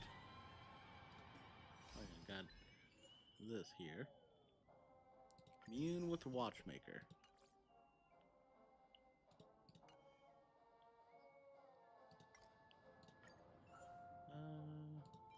Yeah, I thought I had one. Really not. Whoop. New wallpaper.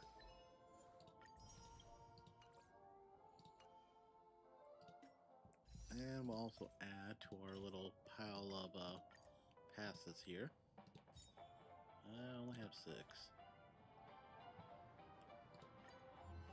Let's go and go through this real quick. Beneath the moonlight, an old man falls asleep. He has given his entire life to the land he loved, his old friends and trailblaze.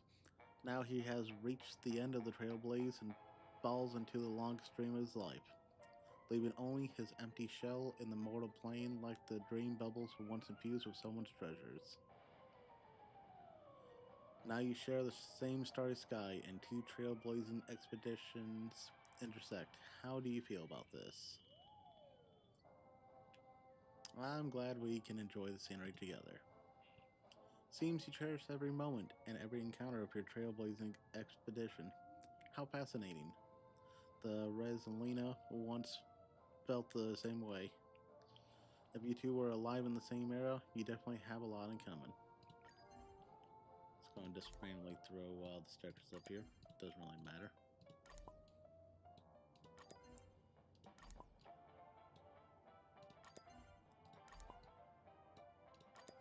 Should have, yep, notes.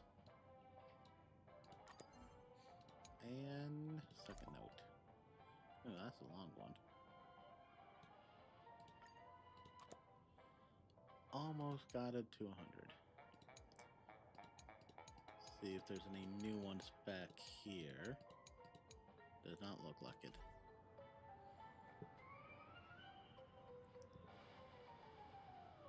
Okay.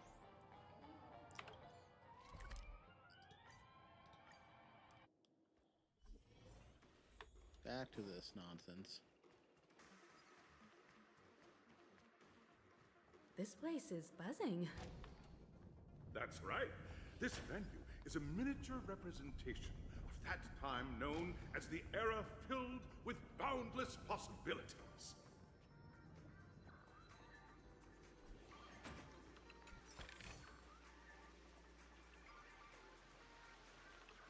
Grab a bottle of Soul Glad and make your dreams a black. Nameless, your arrival reminds me of the grand occasion when Penacony was first established. I was still a young, bright-eyed lad back then, lured here by the watchmaker's ads, full of zeal and ready to make my first fortune in life. Once, during a particularly grueling day, I passed out and was resuscitated by a drink from Mr. Sousa. That sweet taste has since been etched in my mind, and that was what drove me to create the Soul Glad that we all know and love today. The dream-chasing era was truly a wondrous time. Oh, I miss those days, and the watchmaker. Scorched Sand Hall is my homage to that time of boundless possibilities. I wholeheartedly hope you make it to the finish and emerge as the next superstars of Penacony. Now then, is there anything you'd like to say before the competition officially begins? Nah, we'd win. Haha! That's the trailblazing spirit. How about you, Miss March? Hello, everyone! Next up, get ready for the Mega March 7th Adventure, where I'm going to break the speedrun world record! Trailblazing into the uncharted and challenging the limits. That's Miss March 7th for you. How about Miss Firefly? I hope that by the end of this journey, everyone will have achieved the outcome that they hoped for. Ah, a wonderful wish! Miss Himiko, what are you expecting from your team? Safety first, everyone. Simple words, but full of warmth. Waiting for you are 3 stages, each connected to that era. The first 2 stages offer 2 distinct paths to choose from, with unique challenges on each route. And in the last stage, you will face off against a champion who has defended the title to this very day. A beloved contender whose noble virtues are unrivaled. Those are the rules. Simple. Everyone clear? Now then, I hereby announce that the 33rd Scorched Sand Festival of the 20th season, sponsored by Soul Glad Enterprises, has started.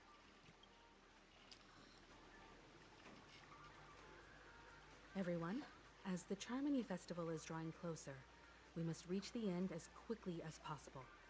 Factoring in efficiency and safety, splitting up into 2 groups is the best choice. March and I haven't known Miss Firefly for too long and aren't overly familiar with her. It'd probably be better if the 2 of you paired up. Fine by me. Let's do it. All right. I don't have a problem with that.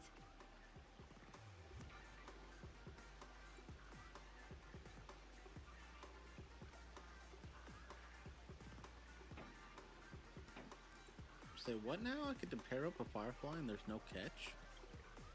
We'll split into the assigned groups then. Let's not waste time.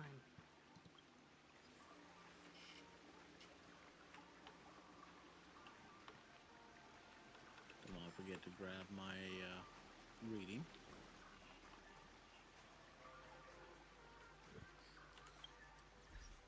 Actually, while it's in my head, should be able to, yep, do some more leveling up on him.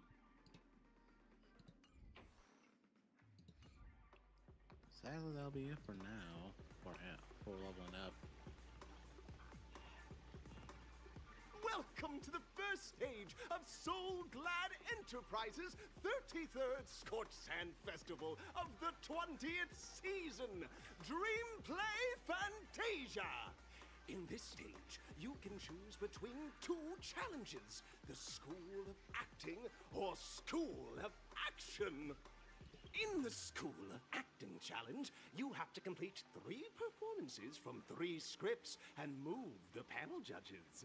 In the School of Action challenge, you have to defeat 3 groups of enemies convincingly and reach the end. Now, make your choice. Action, obviously.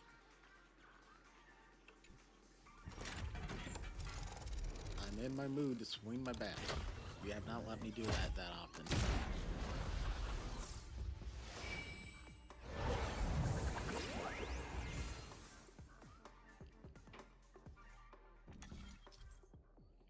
Click the button on the tracks and select the challenge arena to go to.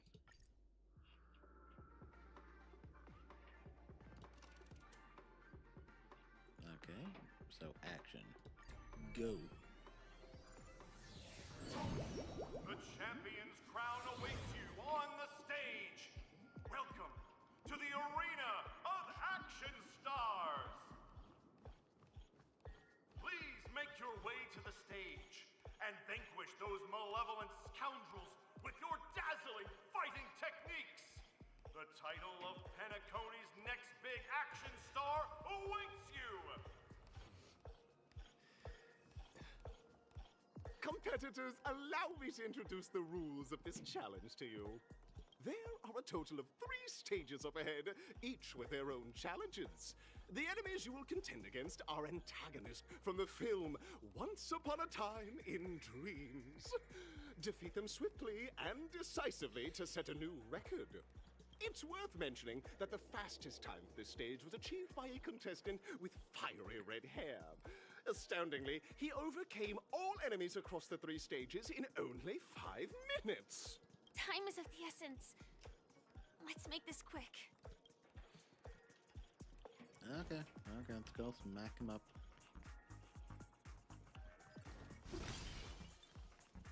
First, yeah. Aha, I knew it. No! Contestants, you are about to confront the monsters of the primordial dreamscape. During this period, Penacony was nothing but a barren wasteland. The dreamscape was fraught with strife and disorder, with memory zone memes running rampant. As dream chasers who've come to Penacony, defeating them is your first step towards success. All the Soul Glad is ours! Don't even think about plundering the Soul Glad from us! Right. My You can keep all purpose is that. to protect. Mountains roar, dragons rise! I just want to smack you with my baseball bat. Just a scratch. Rules are made to be broken. Hey! Time to twirl! You won't get away.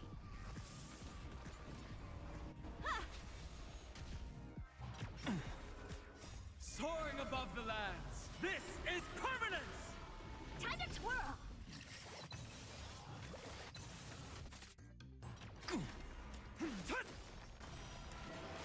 Time to twirl!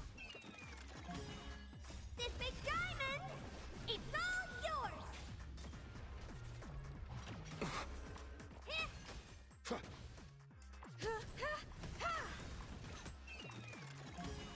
Thank you. Soul Glad! My Soul Glad! Pretty simple. I just hope these tests don't take too long.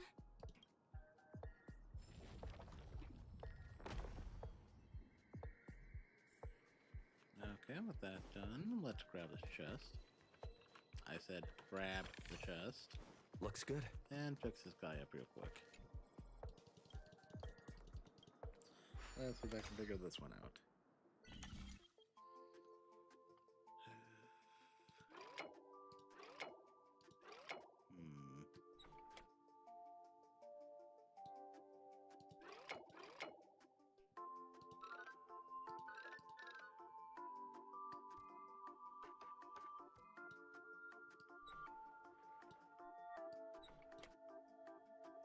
Right there? No.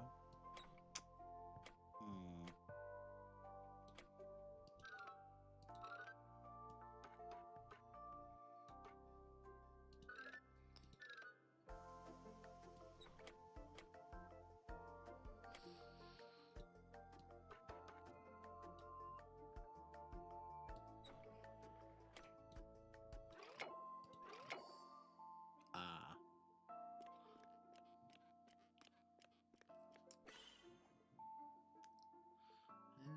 Yeah, this can be a little bit of a weird one.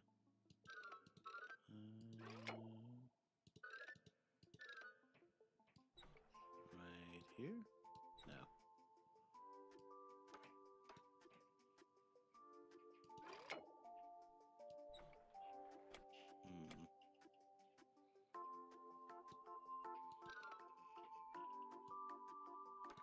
There we go.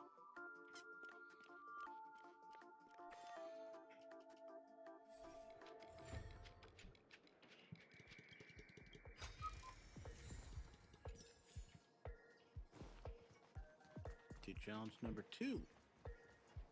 Great. An 8. Congratulations on becoming the first group of Dream Chasers! Answering the call from the Watchmaker, you are disappointed to learn that Penacony isn't paved with gold. Resigned to your current plight, you start from the hierarchical dredges, biding your time for a chance at success. Just as you're about to give up, a downpour sparks a business idea. You enter the umbrella business! But just as things are looking up, you encounter a competitor. Defeat them and emerge victorious from this trade war. Why is our opponent so glad?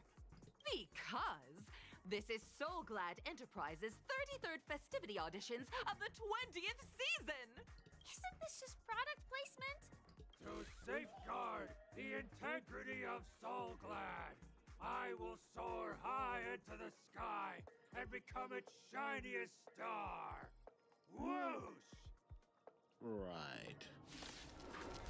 How about Smash? I'll stand in their way. Rules are made to be broken. Humanity never conceals its desire to control the heavens, and I'm no exception. Earth shatters, heaven trembles! Soaring above the lands, this is permanence! Time to twirl!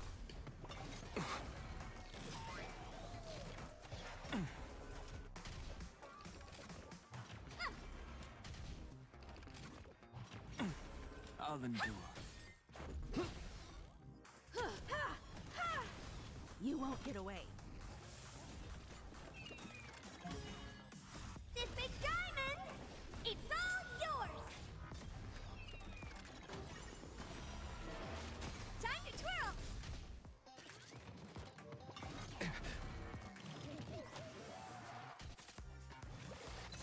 Mountains roar, dragons rise! I think before, I think while I don't have, Soaring above the really lands. equipped for This anything, is permanence! good right now. Should probably just have, high ceilings, take the place for now. Since, the DOTs that she provides Humanity will never be more conceals than its enough desire to control the heavens, and I'm no ruin exception. the, health of, these enemies. The world That might speed things with up. pain, and I provide with Soul Glad in return. Whoosh!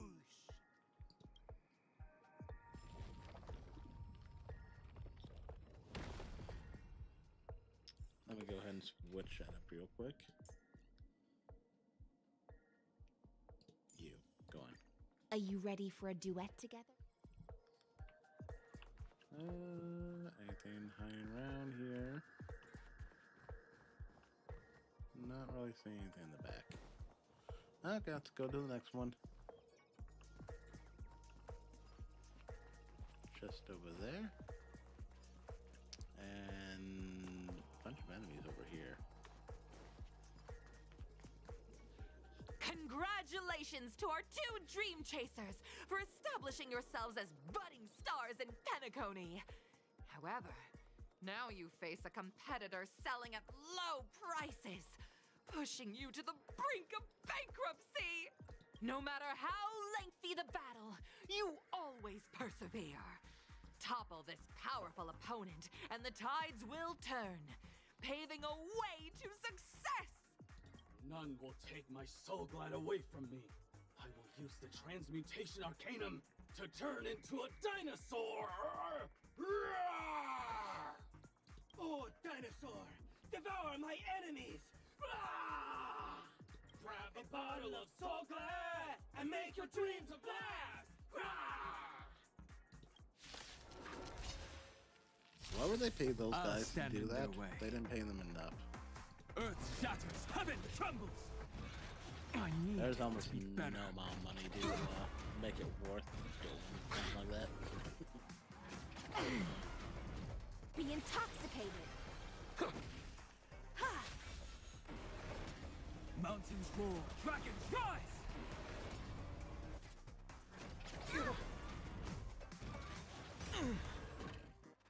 Soaring above the lands, this is permanence! In the abyss's revels, your cries rise!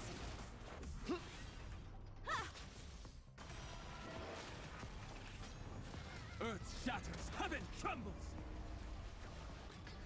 Yeah, there's all those DOTs.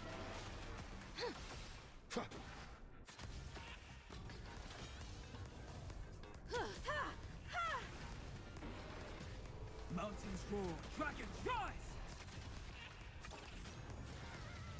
Sync with me!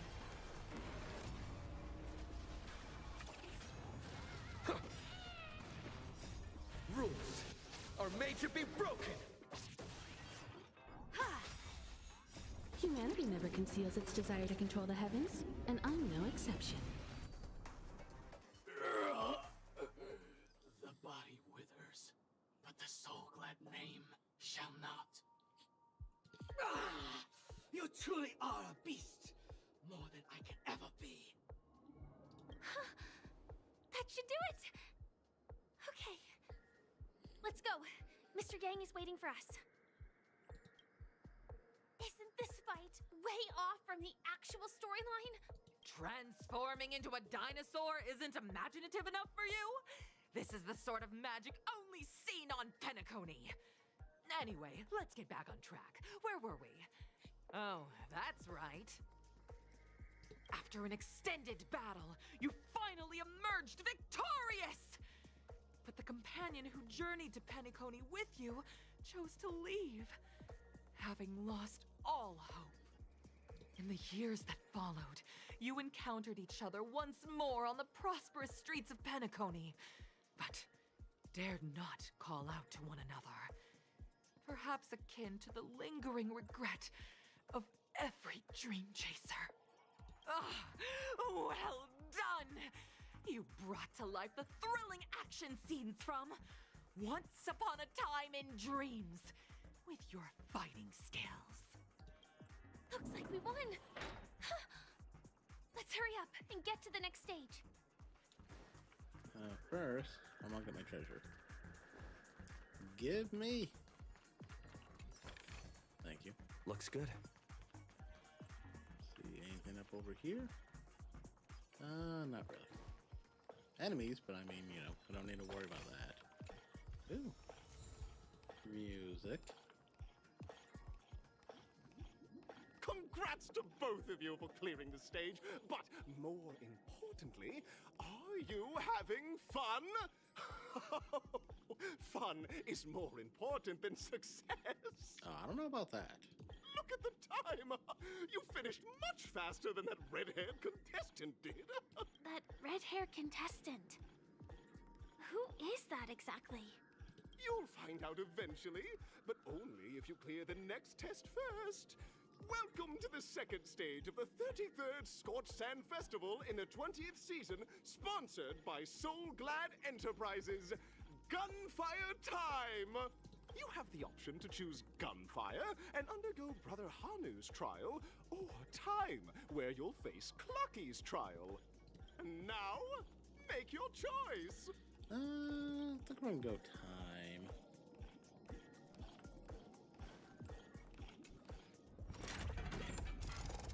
Not really a fan of Hanu.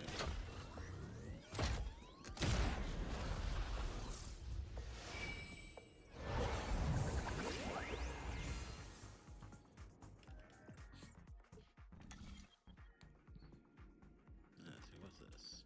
Time.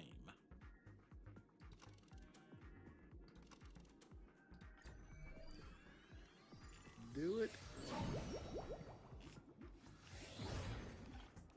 Dear friends, welcome to the wonderful world created by the Watchmaker. Awaiting you up ahead is the titular character from the beloved Clocky animation, Clocky! It's said that the Watchmaker dreamed up the idea of Clocky when he was just a boy. Back then, he was merely an apprentice in a clock shop. And one night, Hey there, he dreamt how that are ya? all the broken clocks started sprouting arms and legs. Like a skilled pilot, he steered them towards the right path. As a classic figure who grew up with many, Clocky truly shaped a generation, solidifying the Watchmaker's pivotal role in popular culture. Contestants, may you have a wonderful time with Clocky. Honestly, just have fun with it. The enemy levels grow with your what is it, equivalence level? So long as you don't increase that, then yeah, you can fly through it. Obviously, to get the better stuff, you have to eventually increase it. But I mean, you know, take your time. No need to rush through it. The trial of time. I hope it won't waste too much of our time.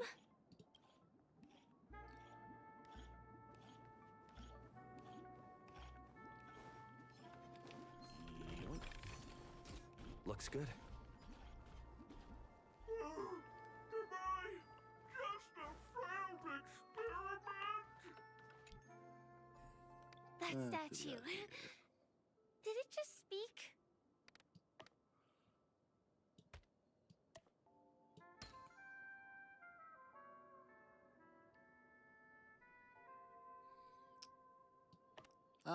The Trailblades level is stupidly easy to increase.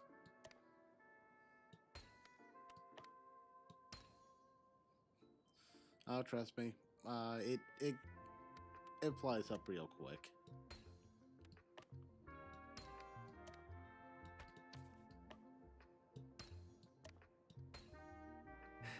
No match for me.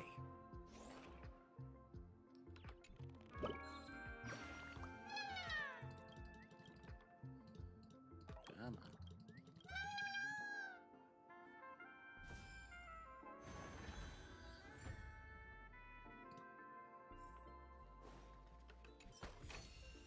Is that all?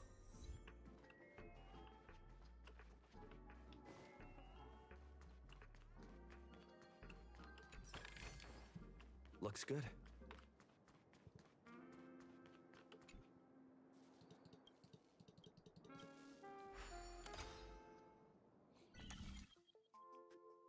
I hate this one.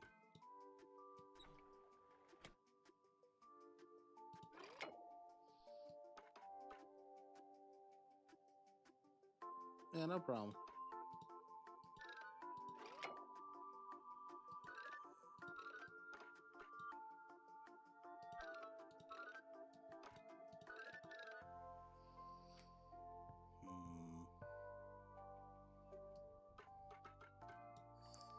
There we go.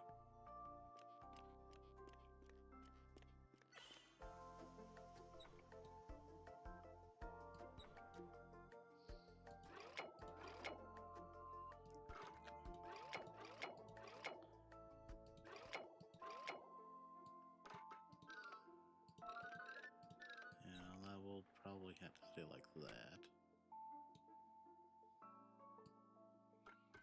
Can't quite remember how this one goes. There we go.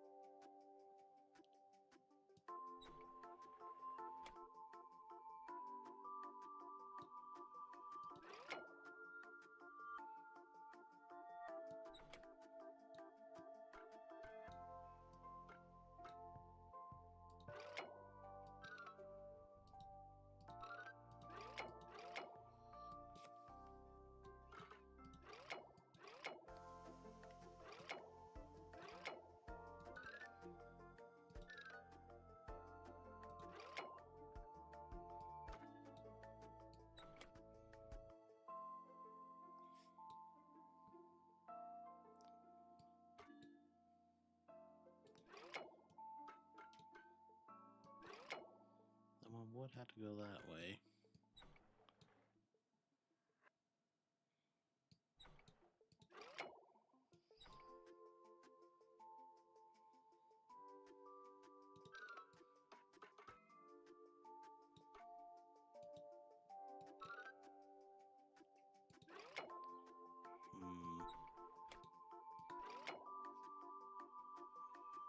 Might have to come back to this one later. I can't quite remember how this one goes.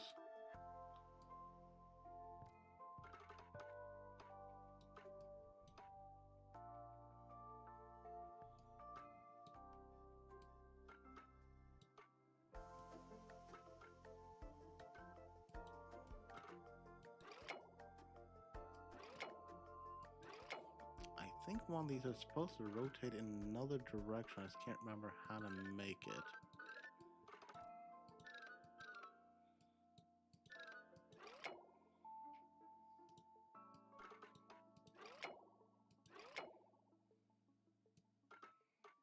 Yeah. I'll come back to it later.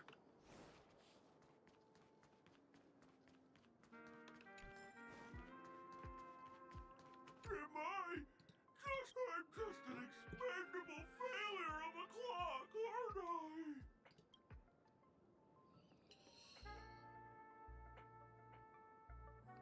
So this stage is requiring us to cure this thing with a whole therapy session now. Don't be naive, buddy. Failure isn't a sickness. It's a sin. And sins can't be cured. You guys are just like the other challengers. You want to enter my inner self? Then please be my guest. But you won't find anything worthwhile. I'm just a failed piece.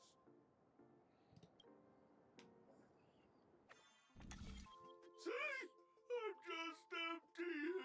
side. Tick-tock! It's time for me to make an appearance! Ah, the plot thickens. Help! Clocky? I can also see him. Is this character part of the show? In Dreamville, Clocky is everywhere and can do anything! Like, right now, I could solve this problem with your big ticker pal, Tick-tock! I can't believe it's actually Clocky! Why would you come and visit a failure of a clock like me for no reason? You see, we're all clocks. We're family. I want to help you be happy.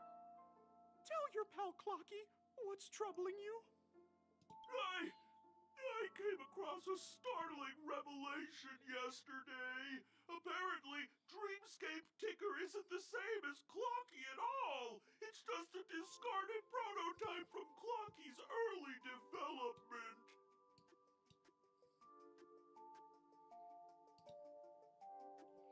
Please, just leave me be, Clocky. I just don't know how to face you, because I'm just a failure. Oh dear. Seeing it like this is utterly heart-wrenching. But fear not. We're here to help it rediscover the missing parts of its inner self and guide it out of despair.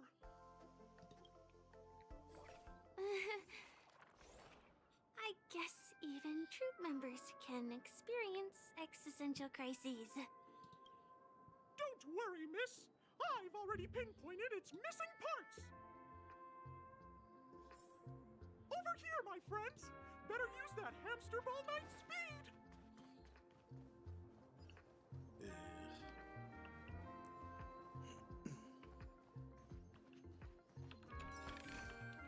Is that all?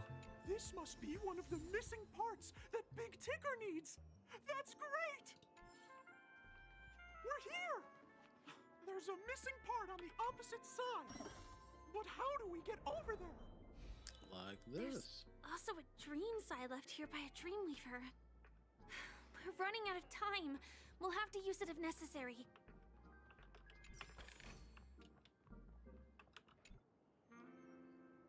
Move it.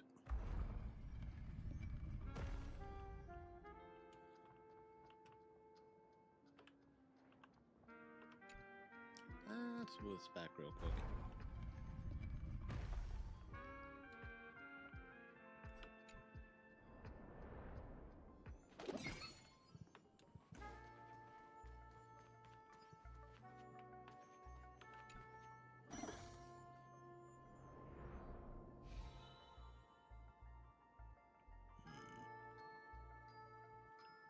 Let's not go through that real quick.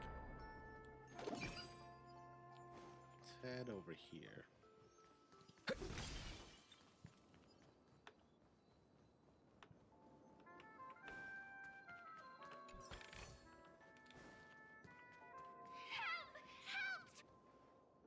Ah, damn it.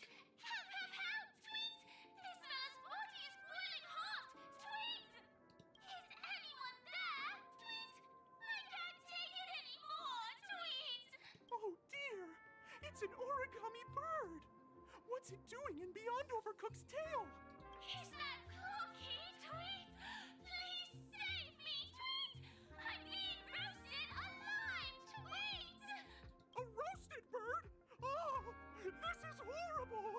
Let's save it, quickly! But now I'm kind of hungry. Can't we wait? I'll stand in their way. Earth shatters, heaven trembles! We'll save it.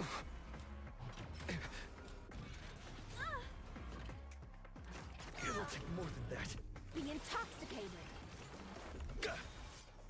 Soaring above the lands, this is permanence!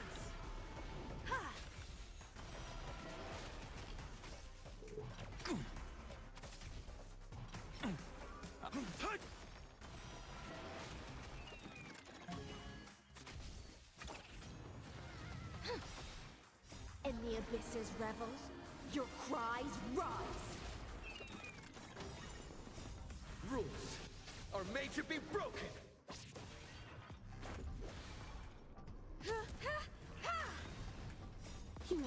conceals its desire to control the heavens, and I'm no exception. Mountains roar, dragons rise! Soaring above the lands, this is permanence!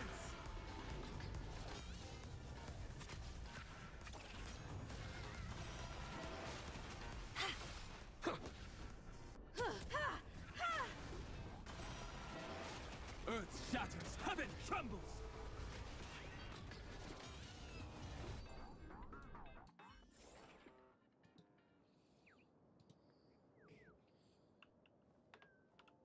So, are you cooked yet? Can I eat you? Thank you, guys. Tweet. I feel I'm about 70% cooked. Tweet. I mean, that's good enough. Okay. That's basically Why just did rare. you burrow yourself into that fella's tail? Because that fella stole one of Mr. Big Ticker's paws. Tweet. I wanted to help retrieve it, but I accidentally got myself stuck in the oven. Tweet.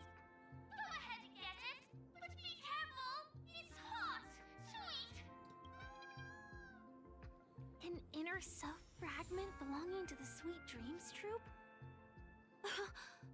This is just too surreal. Nah, it's fine. Okay, now we head to that other bit.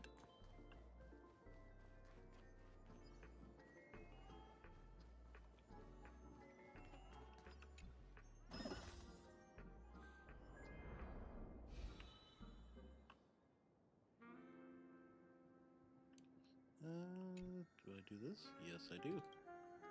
Rotate.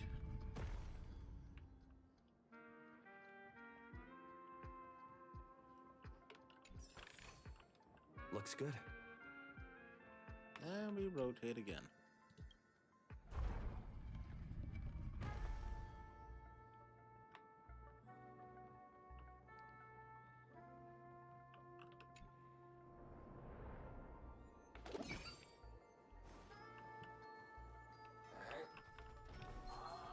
Pass.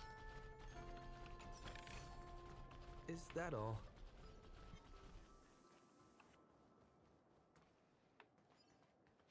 I'm gonna grab that.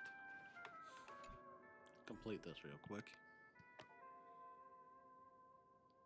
That's probably down around there. Here? Nope. Nope.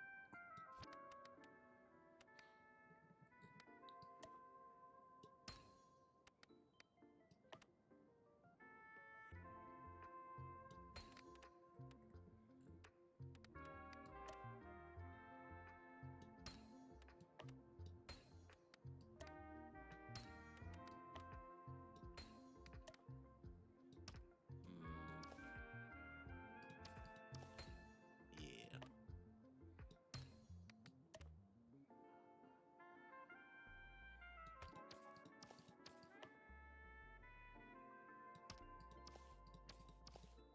Nope.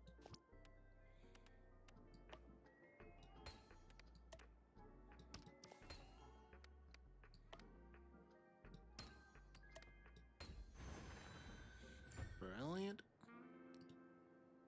Free money.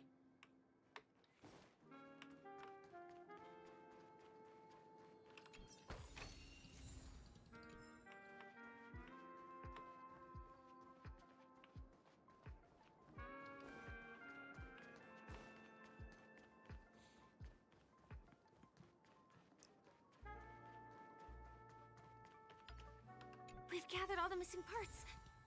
Let's hurry back. We don't want to keep Big Ticker waiting. Well, head back this way.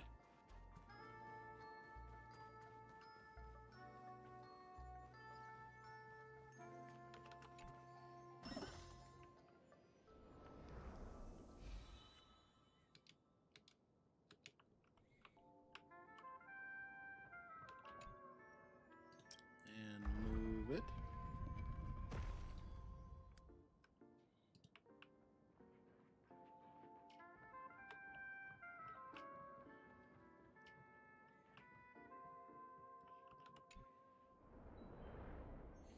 There we go, nice and quick. Like, I don't think he's guarding anything, so.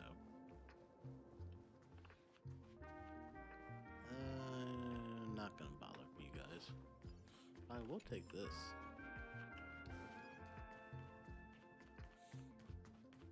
Okay, Euthane, let's go. Back! As long as you have these, you'll be able to find closure. Tick-tock! Burn! Wow! This sudden surge of joy! It's working! Tick-tock! Next, we just need to enter its emoscape, help connect its pathways, and we're done! Act like that's, simple.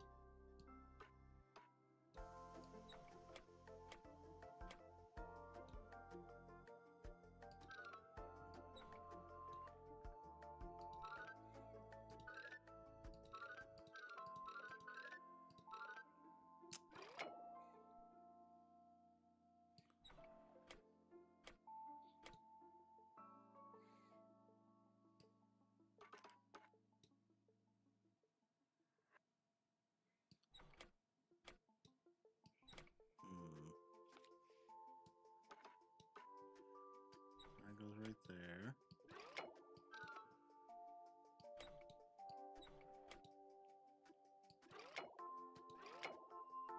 There we go.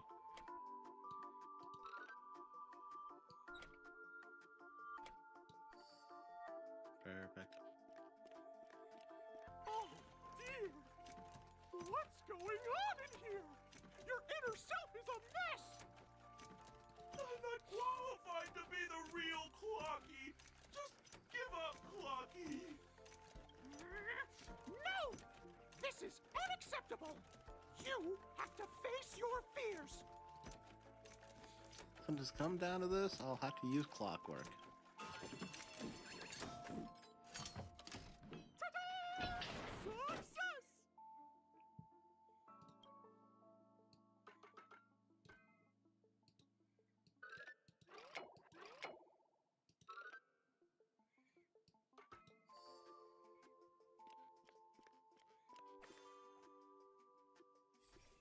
Oh, thank you, Clocky!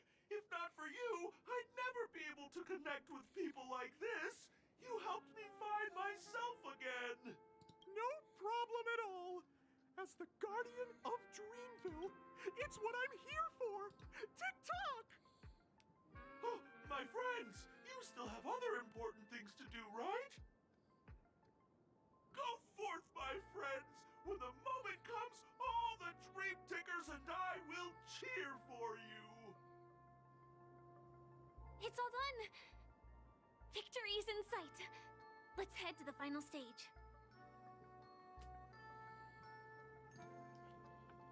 Before we do that, let me give this another go.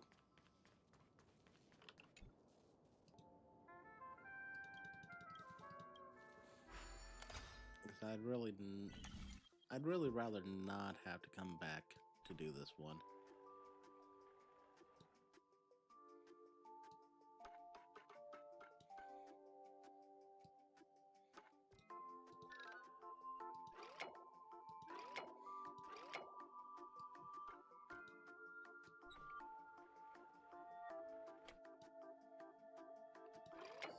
There we go.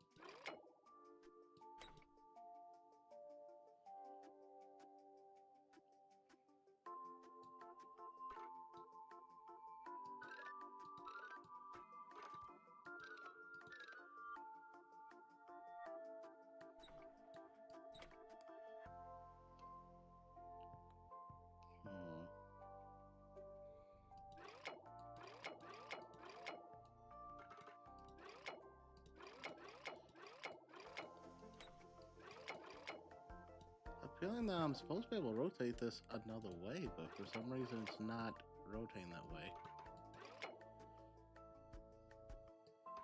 Maybe, that's why.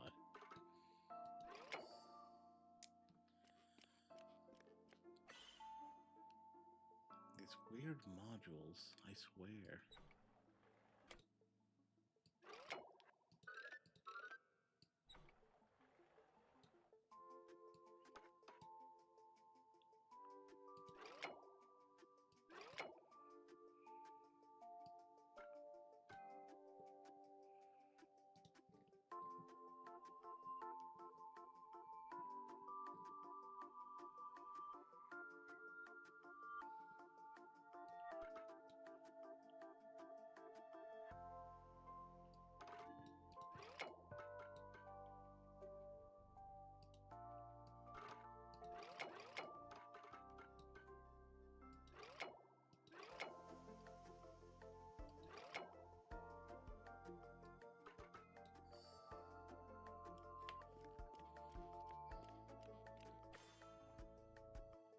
Hard to tell how the elevations on this stuff works when there's like 20 of them.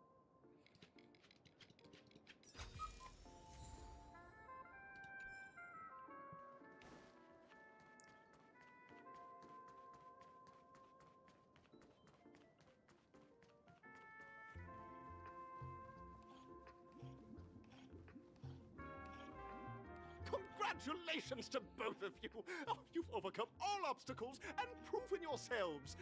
But, unfortunately, there is only one who can be Penacony's festive superstar. In the final stage, you will face the defending champion.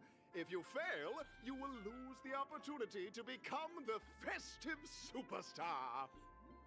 Welcome to the 33rd Scorched Sand Festival's 3rd stage in the 20th season, sponsored by Soul Glad Enterprises Superstar Showdown. Okay, let's get this over with.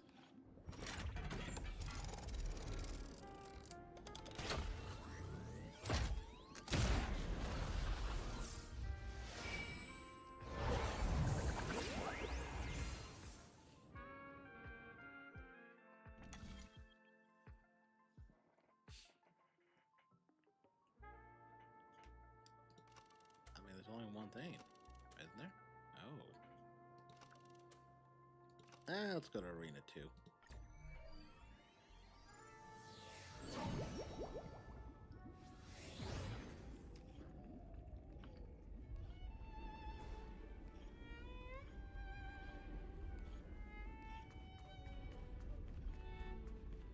No way. I think I just saw someone. Someone extraordinary.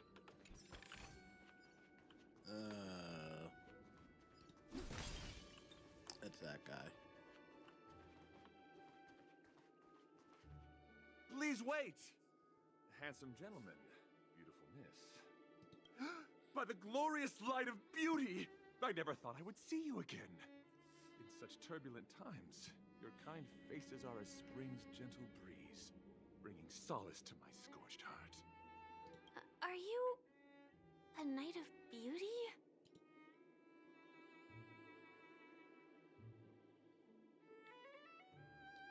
So the red-haired contestant was you all along.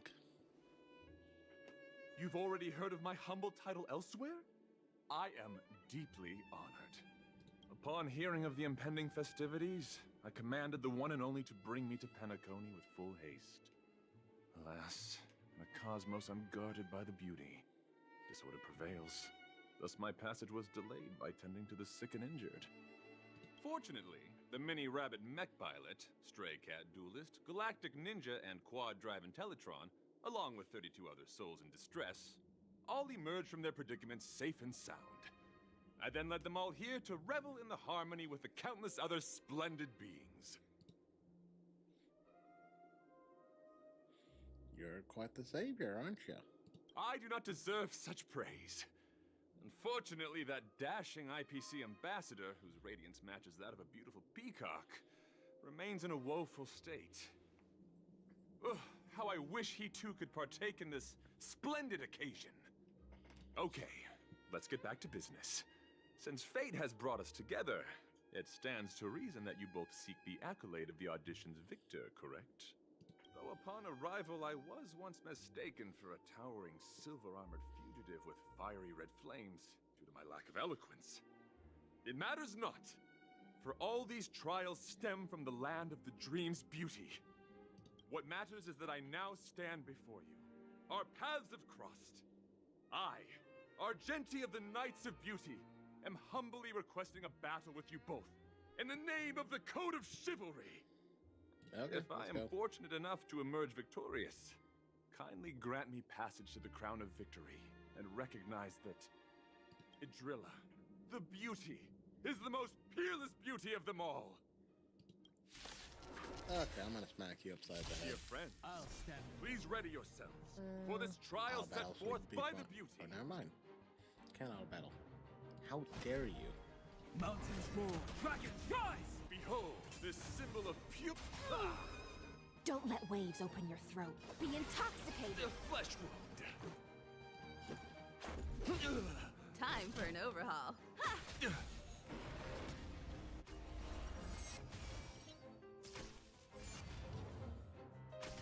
You're fighting a gentleman. Put forth all your might. Barely so. Scratch. My purpose is to protect. Yeah, my dragon keeps on going. Sink with The you. flesh You won't get away. In the abyss's revels, your cries rise. Pledge thy loyalty. Rules are made to be broken. And we smack you. Let's go. And we smack you again. The flesh wound.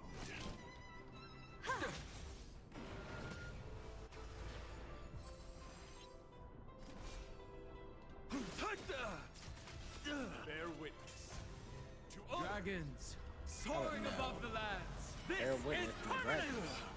You won't get away.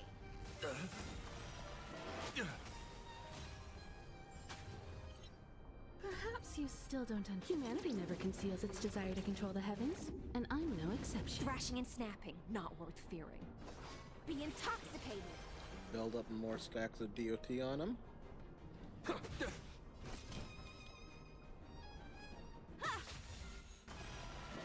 Rise to the challenge. Your convictions, my friends, are indeed awe-inspiring. My strength isn't what It's a pity. The laurels of victory belong to Idrilla. Offer you a requiem. Sink with me. Let's make it quick. Confess. Put forth all your refuse. might. Just a scratch. Rise to the challenge. You've got a lot of nerve. Rules are made to be broken. Now let's smack you again. You won't get away. Thank you. Stay in the abyss's revels. Your cries rise.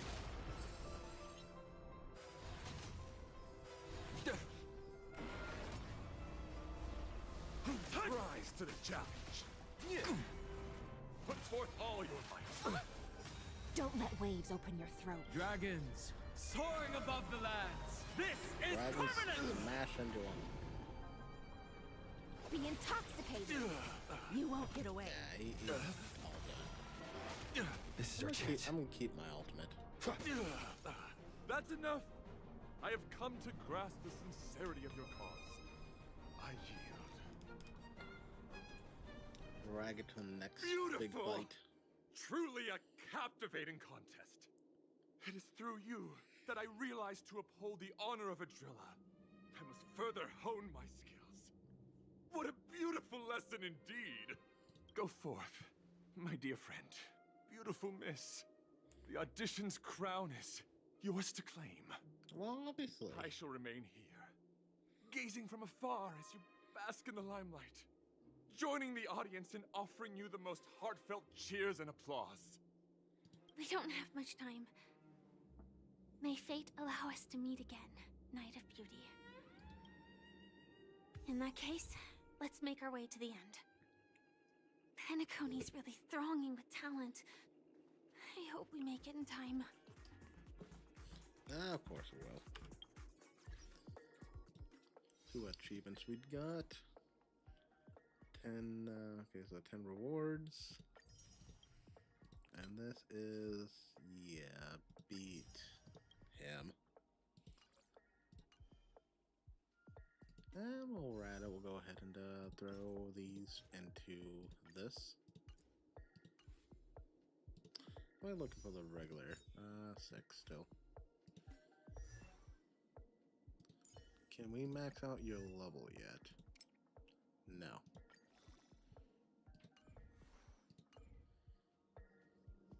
Are we looking for... Nah. Still got a ways to wait.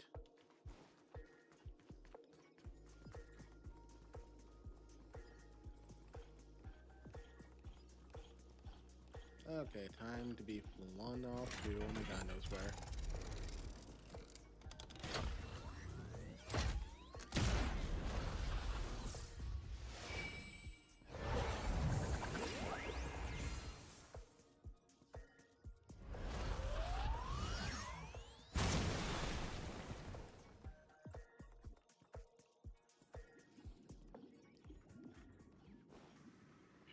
Congratulations to the Galactic Baseballer and Firefly on becoming this Scorched Sand Festival's champions! We look forward to their amazing entrance in the Charmony Festival! Let's give a round of applause to our aspiring young guests!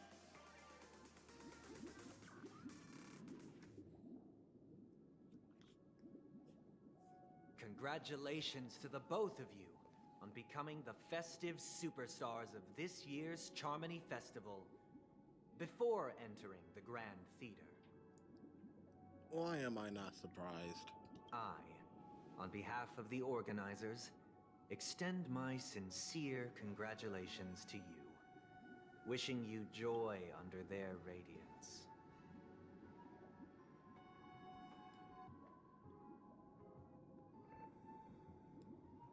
You already worked things out with the Dream Master?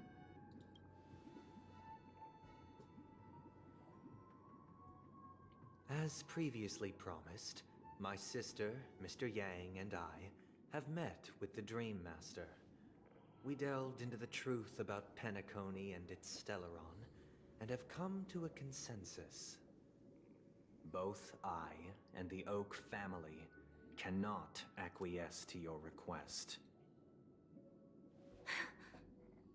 Just as expected. We acknowledge the perspective of you, Nameless. Penacony does require change, but not as you propose. The planet of festivities cannot and will not revert to a place characterized by chaos, disorder, or anarchy. Through your journey of overcoming obstacles, you must have glimpsed the essence of that era. The vulnerable ruthlessly eliminated, equality non-existent, common folk living precarious lives, eking out a dreary existence. Ultimately, only heroes like yourselves manage to achieve success. But I would dare ask, if you did not possess the special status of having a Stellaron, and you were but an anonymous and frail member among the masses, which Penacony would you prefer? A dystopia for the survival of the fittest, or a sweet dream paradise for all?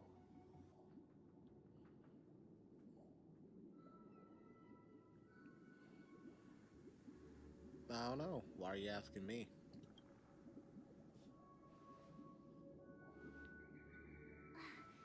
That's not the point!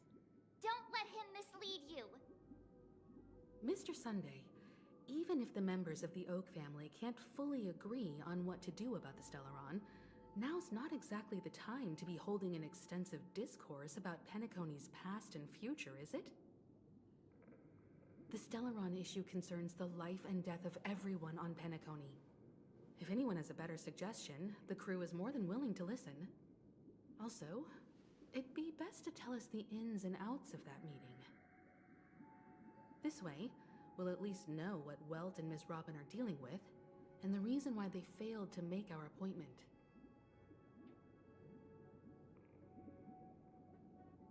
Ah, Navigator. That is precisely my intention. With all present, let's begin by discussing the details of that meeting. Let's talk about our tribulations and choices, our ideals and beliefs, and our final course of action. The only path to take.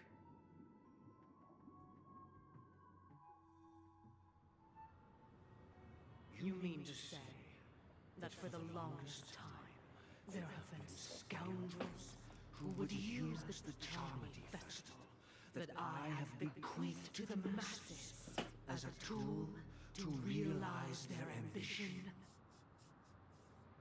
Indeed, Dream Master. Once the Charmony Festival begins, the Stellaron's powers, along with the song, will be broadcast across the entire planet of Penacony.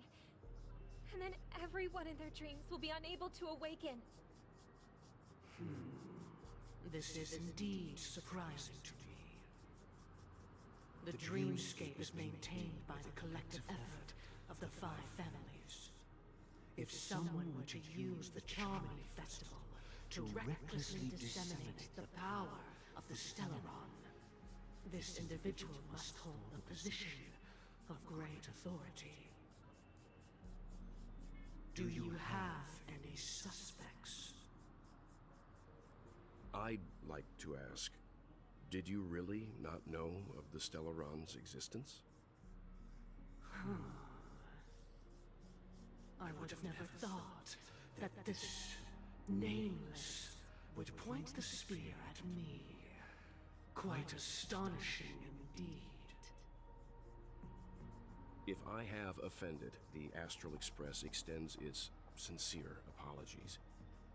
But the current circumstances are dire and leave no room for meticulous inquiry. We're doing this out of concern for the Dreamscape's safety. So, if you could, please alleviate our concerns. Dream Master, it's just to prove that the Charmony Festival has nothing to do with the Stellaron. If we're being overly cautious, I will return to the stage to offer tribute in song, just per the arrangement.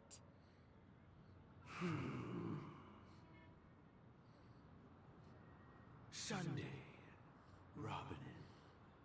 I've watched you two grow up and know your dispositions like the back of my hand. Both of you, right now, can surely be lauded as their most devout advocates. I already know your resolve.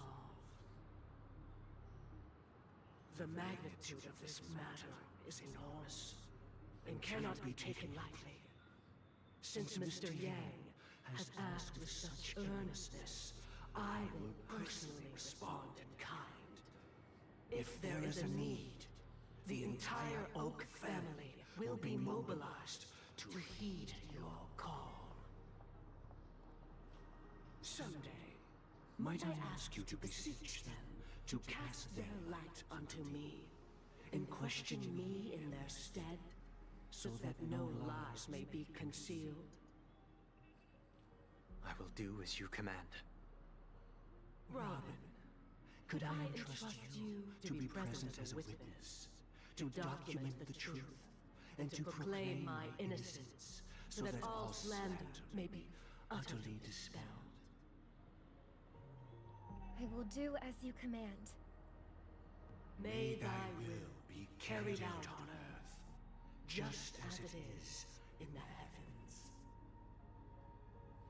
Oh, triple-faced soul, please sear his tongue and palms with a hot iron, so that he will not be able to fabricate lies and make false vows. Let us begin. There is nothing else to prepare. Understood.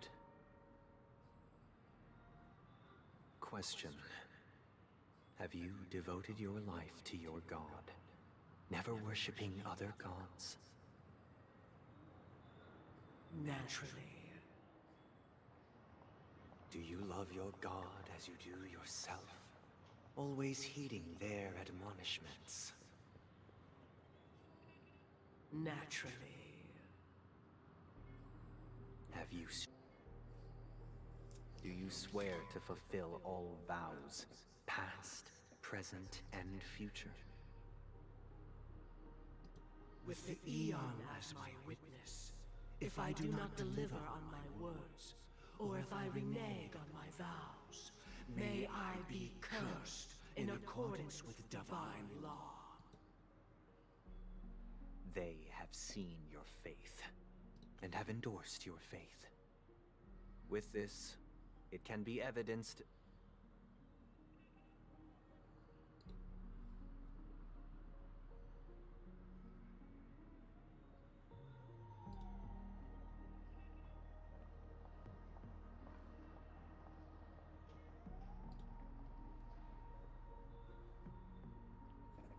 Okay, sorry about that. Apparently, OBS disconnected for a moment, but it immediately reconnected. Just gotta make sure that everything is still good. It looks like it is, so we'll keep on going. Just a moment. What is it, Mr. Yang? I have another question I hope to have answered. To my understanding, the family's harmony and prosperity have never relied on so-called divine laws. The god you both mentioned, are they truly Shipe? Mr. Yang should know that those belonging to the family toil together as if they were kin, embracing solidarity and unity under their light. All duplicity is laid bare before the harmony. Such a delicate and complex symphony. Which other god could perfectly harmonize this, if not for the Great One, Shipe? Perfectly harmonize. Therein lies the problem. It isn't an outsider lurking in the shadows who changed the harmony, but a dissonance that has surreptitiously emerged from within this very symphony itself. In the distant past, there existed an Eon. With one flick of the wrist, they crafted the laws of the cosmos. Their followers formed the Beyond the Sky Choir, spreading solemn and reverent hymns throughout the universe. Later, they fell. The route traversed by this Eon clashed with the harmony, ultimately being absorbed and fused into it. The chorus that once reverberated across worlds fell silent, and when it echoed anew, it was transformed into the hymn of harmony. Though an Eon may perish, paths with no masters still linger. In the all-forgiving harmony, echoes of bygone dissonance may subtly arise. Mr. Yang, being overly astute can be a detriment, especially when you find yourself alone and without allies. So this is how it is. For the sake of our grand cause Sunday, please afford these two an opportunity to rest. What?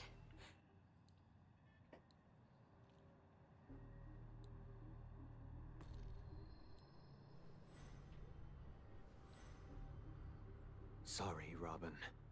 It's just you. I did not wish for you to know this.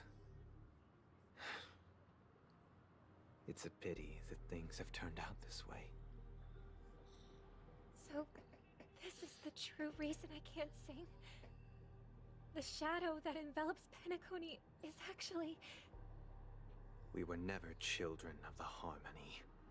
Our ideal paradise could not have been crafted by Shipe. True bliss can only be guaranteed by the one who transcends the many.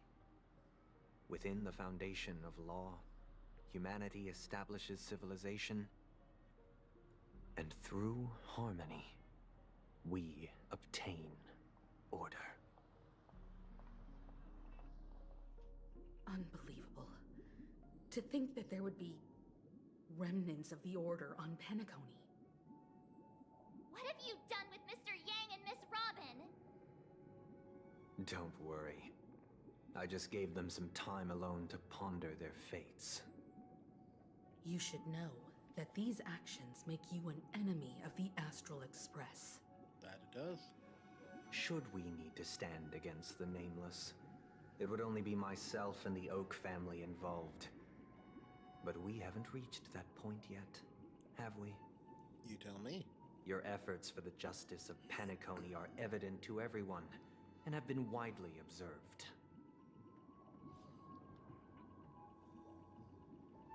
Stop beating around the bush and get to the point. Patience is a virtue. However, I won't hold it against you. On the contrary, I'm here to make my intentions clear. Look, I'm pretty sure I've been more than patient with this entire planet. Get to the point. If it is the Order that drove you to imprison Welt and Robin, and you're using them to coerce our compliance, then there'll be no point in entertaining any type of discussion. You're mistaken, Miss Himiko. They are in very safe hands, and just as the family has always proclaimed, no one can be harmed in the dreamscape, least of all in the beautiful new world belonging to the Order. Penacony and the entire universe have witnessed far too much innocent bloodshed. The strong wield their blades against the weak, and the victors push the vanquished to the brink of life. Natural selection.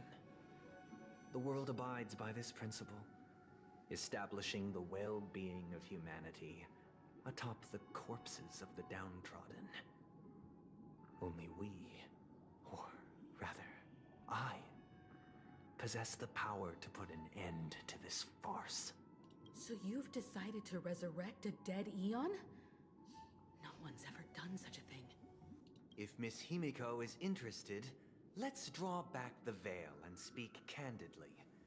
I've always firmly believed that people can understand one another through peaceful means. I'm willing to divulge the unembellished truth as to the intentions of the Order's Pathstriders, so that you will make better judgment for the Astral Express, for Penacony, and for this stretch of the universe. Words can hardly do justice to the beauty of that ideal. So, come with me, everyone. Let us retrace our steps and see once again where this road leads. Huh? Where'd he go? Welcome. This isn't any location in Penacony's dreamscape. It's my inner world. The reason the scenery before you remains unchanged is because your consciousness has drawn on similar concepts to fill in the gaps. So you've imprisoned us. Did you do the same to Welt? It's a tuning process, stronger in effect and more draining on the mind. The gray-haired guest has experienced it before, so he should understand what it entails. Tuning allows you to intuitively grasp my feelings, which also means that I cannot hide anything from you. Now, everyone, please look at the huge screen. The road we once took begins here. From this point on, you will witness the numerous decisions I've faced. I've selected a portion of these to share with you. I believe after going through similar predicaments, you'll be able to better understand my thoughts. Let's begin. The first decision. A story about a baby bird. This story happened when Robin and I were very young. We were victims of the Stellaron disaster, and the family's Mr. Gopher Wood, who would later become the Dream Master of Penacony, saw that we siblings had no one to turn to and took us in. Later on, Robin and I lived a time with nary a care in the world. One day, after dinner, while my younger sister and I were lounging about in Mr. Gopher Wood's yard, we spotted a fledgling Charmony dove all on its own. That baby bird was tiny. It didn't even have all of its feathers, and it couldn't sing. When we found it, it was already on its last breath, having fallen into a shrub, probably abandoned by its parents. We decided to build a nest for it right there and then. However, thinking back, that winter was unusually cold, with fierce winds at night in the yard, not to mention the many poisonous bugs and wild beasts in the vicinity. It was clear that if we left the fledgling in the yard, it stood no chance of surviving until spring. So, I suggested we take it inside, place it on the shelf by the window, and asked the adults to fashion a cage for it. We decided that when it regained its strength enough to spread its wings, we would release it back into the wild. The tragic part, something that we'd never considered, was that this bird's fate had already been determined long before this moment. Its destiny was determined by our momentary whim. Now, I pass the power of choice to you all. Faced with this situation, what choice would you make? Stick to the original plan, and build a nest with soft net where the Charmony dove fell. Or build a cage for it, and feed it, giving it the utmost care from within the warmth of a home. I eagerly await your answer.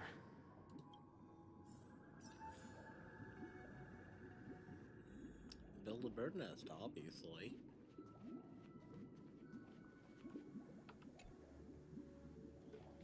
Stick to the original plan and build a nest with a soft net where the Charmony dove fell. Interesting. Since you've made up your mind, allow me to reveal what fate this choice will bring to the fledgling. From what I've observed, there are at least 3 predators in that yard that prey on small birds. The Vossicle scorpion, Asdana wolverine, and the Huntington winged snake. Even if they shy away from humans, these animals are still near apex predators in a fenced location like a yard.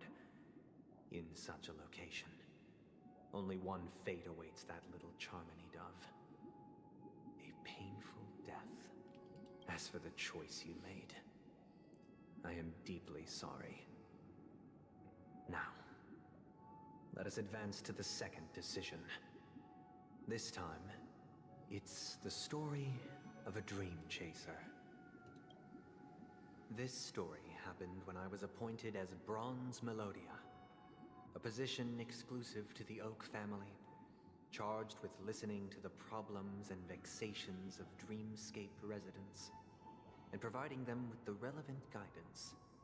It was during that period that I had the opportunity to hear voices from all corners of the Dreamscape. Joy, sorrow, arrogance, regret. The complex tapestry of human nature that formed the world. And I was fortunate to catch a glimpse of it. He was a dream chaser, and an illegal stowaway. Just like the rest of them, he came to Penacony in search of a better life, except that, to most people, the price he paid, I suppose you could say it was everything. He told me, I sold everything I could at home. The house, the land, even his 2 children. He said he could not afford to raise them, and that, at least they could eat if they lived as slaves. He had a plan in place. He would buy back his children once he had made his fortune, and enjoy Penacony's beautiful dream with them. Alas, his plan to smuggle himself was somewhat clumsy, and he was sniffed out by those pig-headed hounds. After hearing the Dream Chaser's story, I immediately appealed to the Bloodhound family to cease their pursuit. That way, at least he could live peacefully. But I was still too naive to the ways of the world. I did not anticipate that what I thought was a kind gesture would later lead to dire consequences. I'll tell you the outcome soon. For now, I'd like you all to make a choice. Will you do as I did, and try to convince the Bloodhound family to stop their pursuit, so that the Dream Chaser may live peacefully and realize his wishes? Or will you remain silent, leaving him to languish while the hounds are hot on his heels, until his inevitable judgment arrives? I look forward to everyone's decisions. Who knows? Perhaps they might even alter the outcome of this tragedy.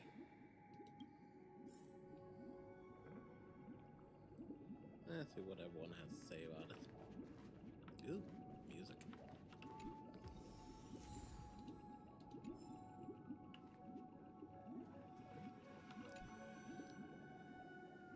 This question... Surely it has some connection to the baby bird story. And this connection is precisely the breakthrough Sunday aims to use to persuade us. I'd probably choose to ask the Bloodhounds to cease their pursuit. Himiko? A Dream Chaser story. If I acted out of kindness, I would probably ask the Bloodhounds to stop their pursuit and lend him a hand. But what cruel repercussion would this choice result in? I think Sunday must have been deeply impressed by the limitations of the strong defending the weak through this incident.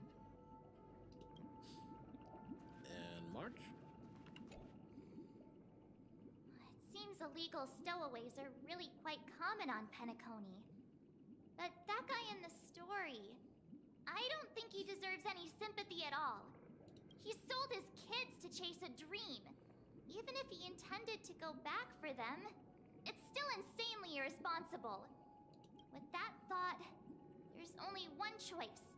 Let the Bloodhound send him back home. This person deserves to be punished. Honestly, I actually agree with March with this one.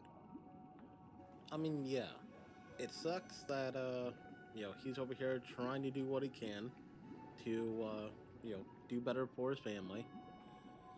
But dude, you literally gave up everything, including your family, for a chance. Not a guarantee, a small chance that you can do better and then get your kids back. Guess what? That's not how it always turns out.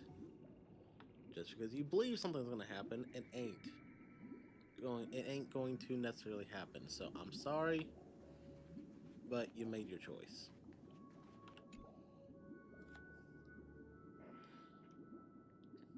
Yep, let the hounds get him. It seems you, like me, are pondering whether a different choice could have led to a better outcome. Sadly, his fate would only be more tragic. No. It's what he needs. Say he never happen. gets caught. He would only die from delirium. The methods with which illegal stowaways enter dreams are unorthodox. Not flawless like the hotels. Living in the dreamscape would be a mere pipe dream. Should he be apprehended? Could the hounds afford to turn a blind eye? The answer is a definitive no. They couldn't bear the resulting consequences, and thus wouldn't dare extend a helping hand. As to your choice, I once again offer my heartfelt apologies. And the story this time is my own. This story happened the day I was appointed the Oak family head. At that time, Mr. Gopherwood was the current Dream Master, and as per his wish, we had a private conversation. What surprised me was that the Dream Master had only come to deliver a letter to me. He let me read its contents, and it was a letter from my sister. The letter contained the usual pleasantries, anecdotes from her travels, nothing out of the ordinary. Just as I started wondering how this letter related to our discussion, the Dream Master began to speak. Do you know who wrote this letter? My sister, of course. But why would you personally visit me to hand me a letter from my sister containing mere trivialities? To help you grasp the full scope of this issue. Do you know where Robin is at this moment? From what the letter indicates, she must be in Caspelina 8, correct? She's touring there right now. Correct. Has she mentioned anything about a stray bullet? A stray bullet? What? A war has broken out on that planet. It is because of this very reason that Robin chose this destination. To spread the word of the Harmony. And to save the lives of that planet. She personally made for the front lines. She hoped to ease the people's suffering with song, and was willing to brave mortal danger to deliver the IPC's medical supplies. Unfortunately, stray bullets show no such compassion. Is she all right? If the operation was successful, she should probably be recovering in the field hospital. By the eon above, the bullet struck her neck directly, yet possibly as a reward for her consistent deeds of harmony. It didn't hit any vital arteries. Once you've attended to your outstanding tasks, it'd be advisable to write her back as soon as possible. Those damned savages! I'll pack my bags right away. My gratitude for bringing this to my attention, Mr. Gopherwood. Now you understand why she always wears such elaborate neck ornaments, don't you? How could this happen? Miss Robin. It's all in the past, so please don't worry. I share this in the meager hope that you will understand the Harmony's limitations and predicament. As grandiose as the strong defending the weak sounds, many times, it is nothing more than wishful thinking. Likewise, I've prepared one last question, one last choice. But rest assured, this choice will not have any grave consequences, because this is merely a figment of imagination, a nightmare that has haunted me through countless nights. If you ever had the opportunity to make a choice like I did, would you still support Robin's journey on the path of harmony?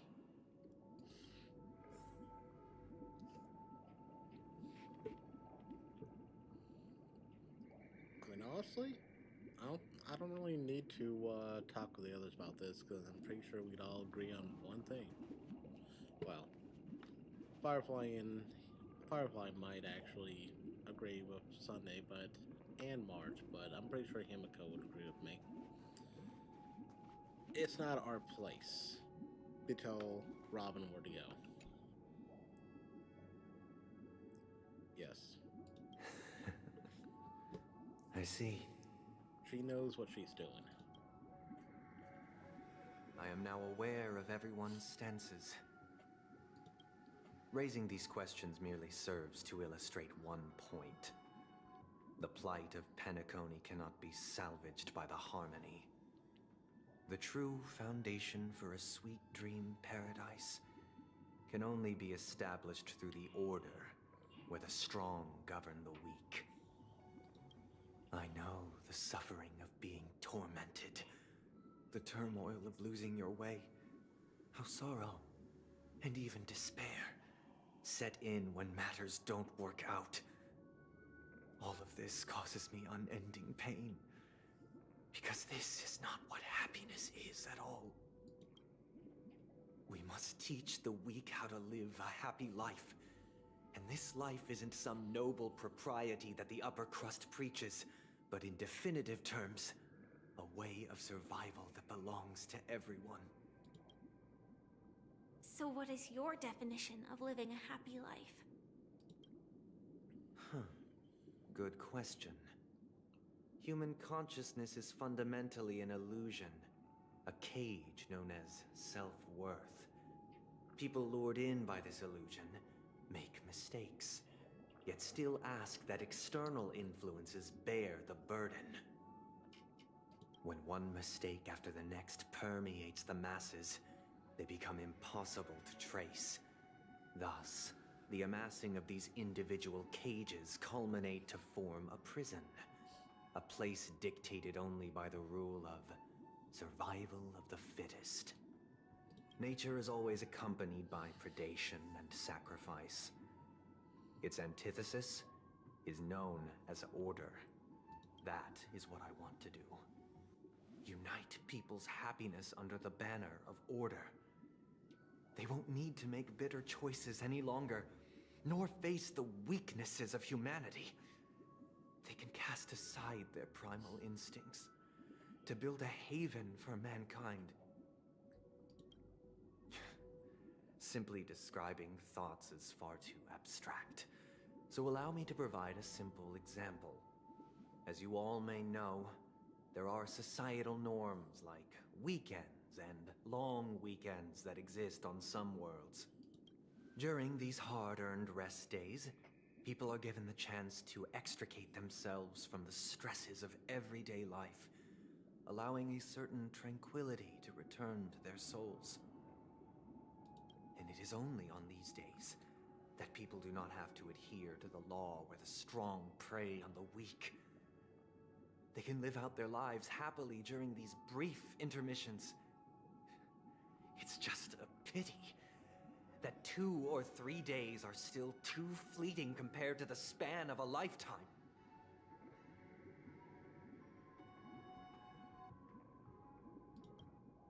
From where I stand, society's ideal system should be 7 rest days. Following Sunday, there should ensue a second, a third, and indeed an infinite procession of Sundays. This should be the face of the new world.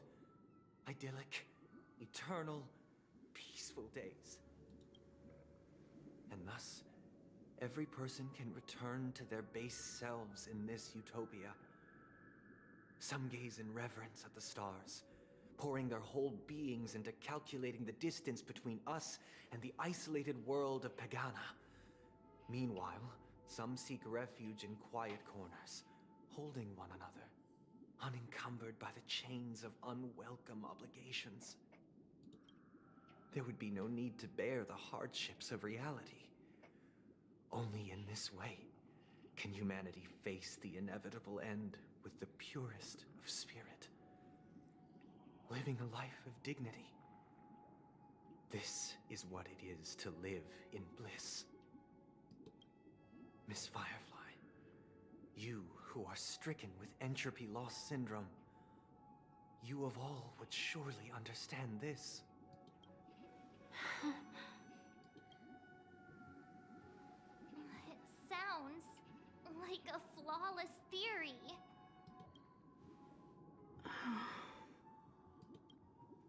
But what is the price to attain all this? The cost is minute, merely a personal and eternal sacrifice. If this paradise is to be maintained for everyone, someone must remain trapped in solitary wakening until the end of the cosmos. Wakening. Which means that this so-called paradise is still a dream. Stepping into this paradise means forsaking reality, correct? It is not forsaking, but transcending. Flesh, blood, sorrow, weakness. If the physical is the root of spiritual suffering, it is only logical that we defeat it. But in this supposed bliss, people won't have defeated their demons. The chance to overcome their tribulations would be forever lost to them. In other words, it is an escape. That's another way of understanding it. But there is no shame in escape. On the contrary, the seeds of escape exist in everyone's hearts. Don't you agree, Miss Firefly? And as for why life slumbers, it is because we are afraid to awaken from our dreams. But this is not in conflict with the grand plan. Only in acknowledging this can we truly understand the frailty of human nature, and from there, show compassion and protection.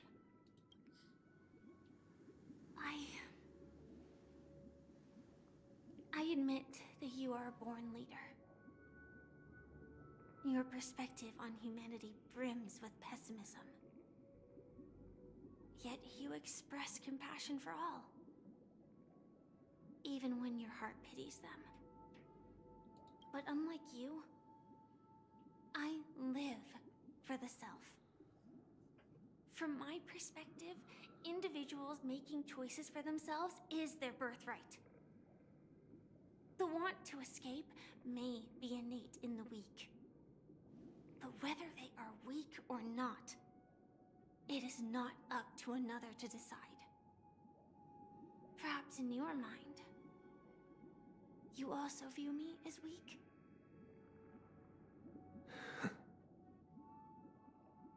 Because I don't think so. Since Miss Firefly has said her piece, the Astral Express will also naturally give you our answer. We'll leave it to you. Just as Mr. McHale instructed before. Tell him our choice. Easily.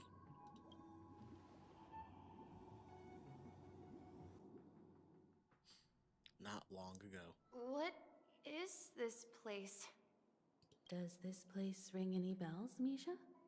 I don't know, but I feel a sense of déjà vu. What is this place?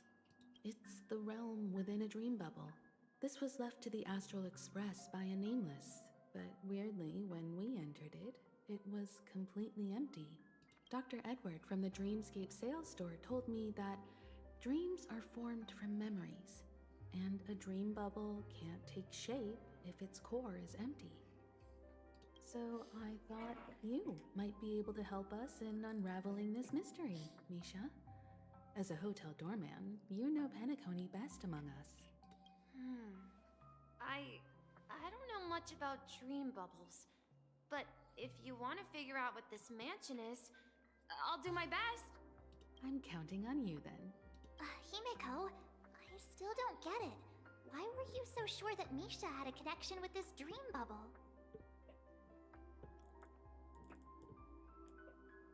I wasn't sure. It was just a hunch. But since Misha feels familiar with this place, my hunch might be correct. This place looks a bit familiar. Exactly. This is where you and Firefly encountered death, which we now know as dormancy. Considering its connection to Dreamflux Reef, it's not surprising it appeared here. The question now is, who brought you here? Based on the clues we have so far, it's unlikely to be that masked fool. So identifying them is crucial to us. We're drawing closer to the truth once more. Let's give Misha some time, as I believe he'll unveil the secret of this dream bubble. All right, but there are doors all over the place. Which one should we choose? Do you have any idea, Misha? I guess... maybe this way? Yeah, you heard him. I'm not entirely sure, but... let's give it a try. Follow the Misha. Wait, you managed to choose the right door on your first try? Weird. This place is quite different from the hotel. But I feel like I've been here before, and even lived here for a while. If I remember correctly, there should be a fireplace down that hallway.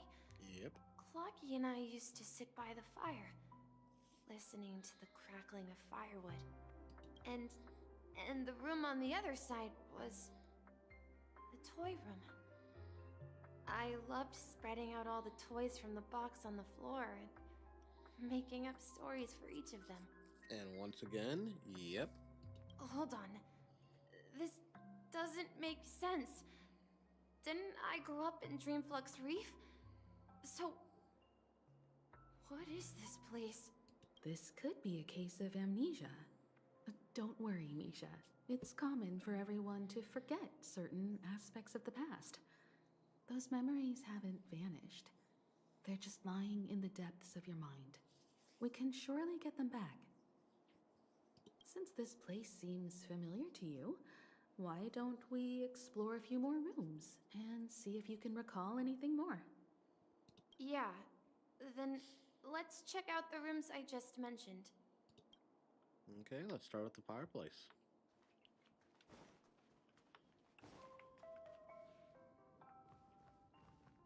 Mikhail, that's the name. Now we all know him as the Watchmaker. So, who is he talking to? Do you know anything about it, Misha? I'm sorry, I don't know much about the Watchmaker. But, Mikhail... Anything special about that name? Mikhail is Grandpa's name. Grandpa? Do you mean you're the Watchmaker's grandson? But we haven't heard anything about the Watchmaker having descendants. And the name Mikhail is not rare. Perhaps it's merely a coincidence. Could you tell us more about your grandpa, Mikhail? Yeah, sure. He was a seafarer who fearlessly ventured into mysterious seas and storms. He was always on the sea and had lots of friends who accompanied him on his travels. He didn't want me to call him Grandpa because that would make him sound old. He believed he was still young. The name Mikhail was given to him by his parents, Mihaly and Elise, both renowned seafarers. Every time he came back, he'd share his logbook with me and tell me about his adventures at sea. I want to become a great adventurer, just like him. It appears that the seafarer has nothing to do with the Watchmaker. So, perhaps it's just a coincidence? Nope. So, where is your grandpa now? He went off on a new journey. And it's been quite a while since I last saw him. So, where has Clocky gone? Did he leave to protect Dreamville?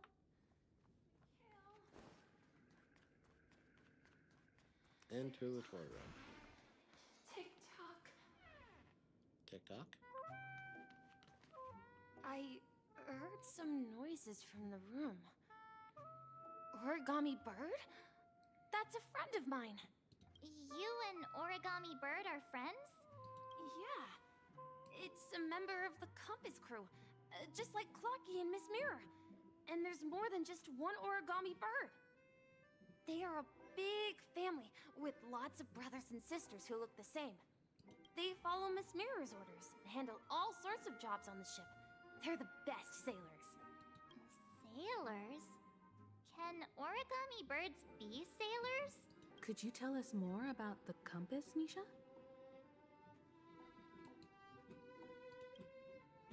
The Compass is a ship bound for the New World. Clocky and his partners travel through layers of fog to the depths of the sea. Whenever there is danger, Clocky will use a compass and guide the ship in the right direction. That's a great story. But in the Penacony cartoon, Clocky and his partners have always lived in Dreamville and never ventured out, right? Huh? Oh, that does seem to be the case. Weird. I clearly remember Clocky arrived in the New World in the end. Perhaps Clocky has a hidden past. I think I hear the sound of water. You once mentioned there's a magnificent fountain up ahead. Look, there it is! The water resembles a precious jewel, embedded in the dreams of all seafarers. Every time I gaze at the shimmering lights beneath the waves, it feels as though I'm back in this place, standing by your side. Have you recalled anything, Misha? Yeah, I saw these sentences in Grandpa's logbook. He used to say that despite the perils of the sea, whenever he stood on the deck in the afternoon, overlooking the sparkling waves, he would think of this fountain in front of his house. He often said that those moments felt like returning to his family's side, and the difficulties at sea didn't seem quite as challenging. You know, I quite understand such sentiments.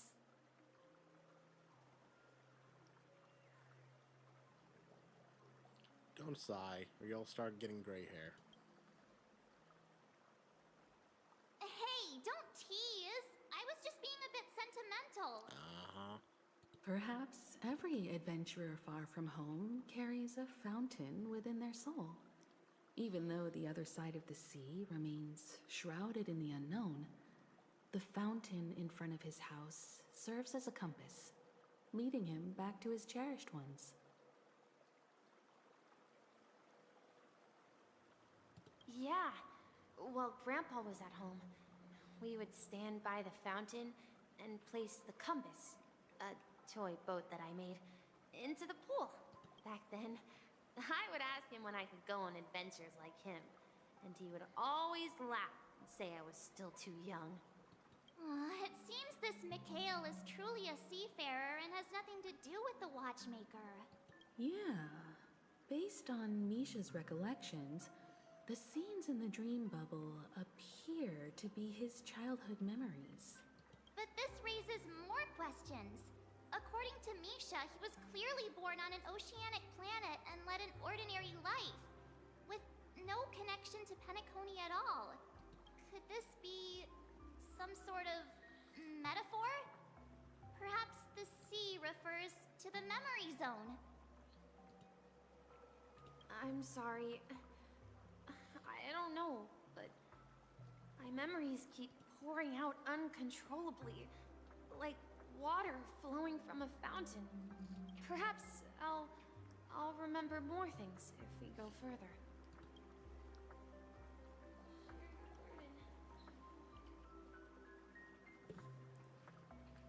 Okay, even though I said that we were gonna push on to the end of Penacony, it's getting a bit late. Been going for nearly 4 hours. Ew. And I think we still have a little bit more to go, so we're gonna go ahead and wrap it up tomorrow. Thank you for coming to watch. I apologize for the big mishap that's happened in getting the stream. Nice. While cutscenes were going, I reviewed some the older stream, and I found out that my mic actually has been working for a while. So thankfully, I got it working. Thank you for coming to watch. For any of you that's just tuning in, I apologize. You reached the end.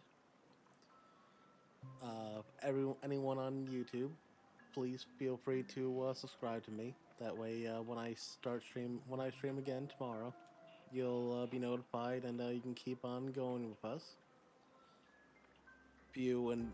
For any of you who has been watching, if you enjoyed the video, please feel free to like. And also leave any comments with any suggestions for future games or, you know, tips about this game or anything like that that you believe you'd like to let me know. Anyone on Twitch, feel free to follow me. That way you're also informed of when I start streaming again. And I hope you all have a good night. See ya.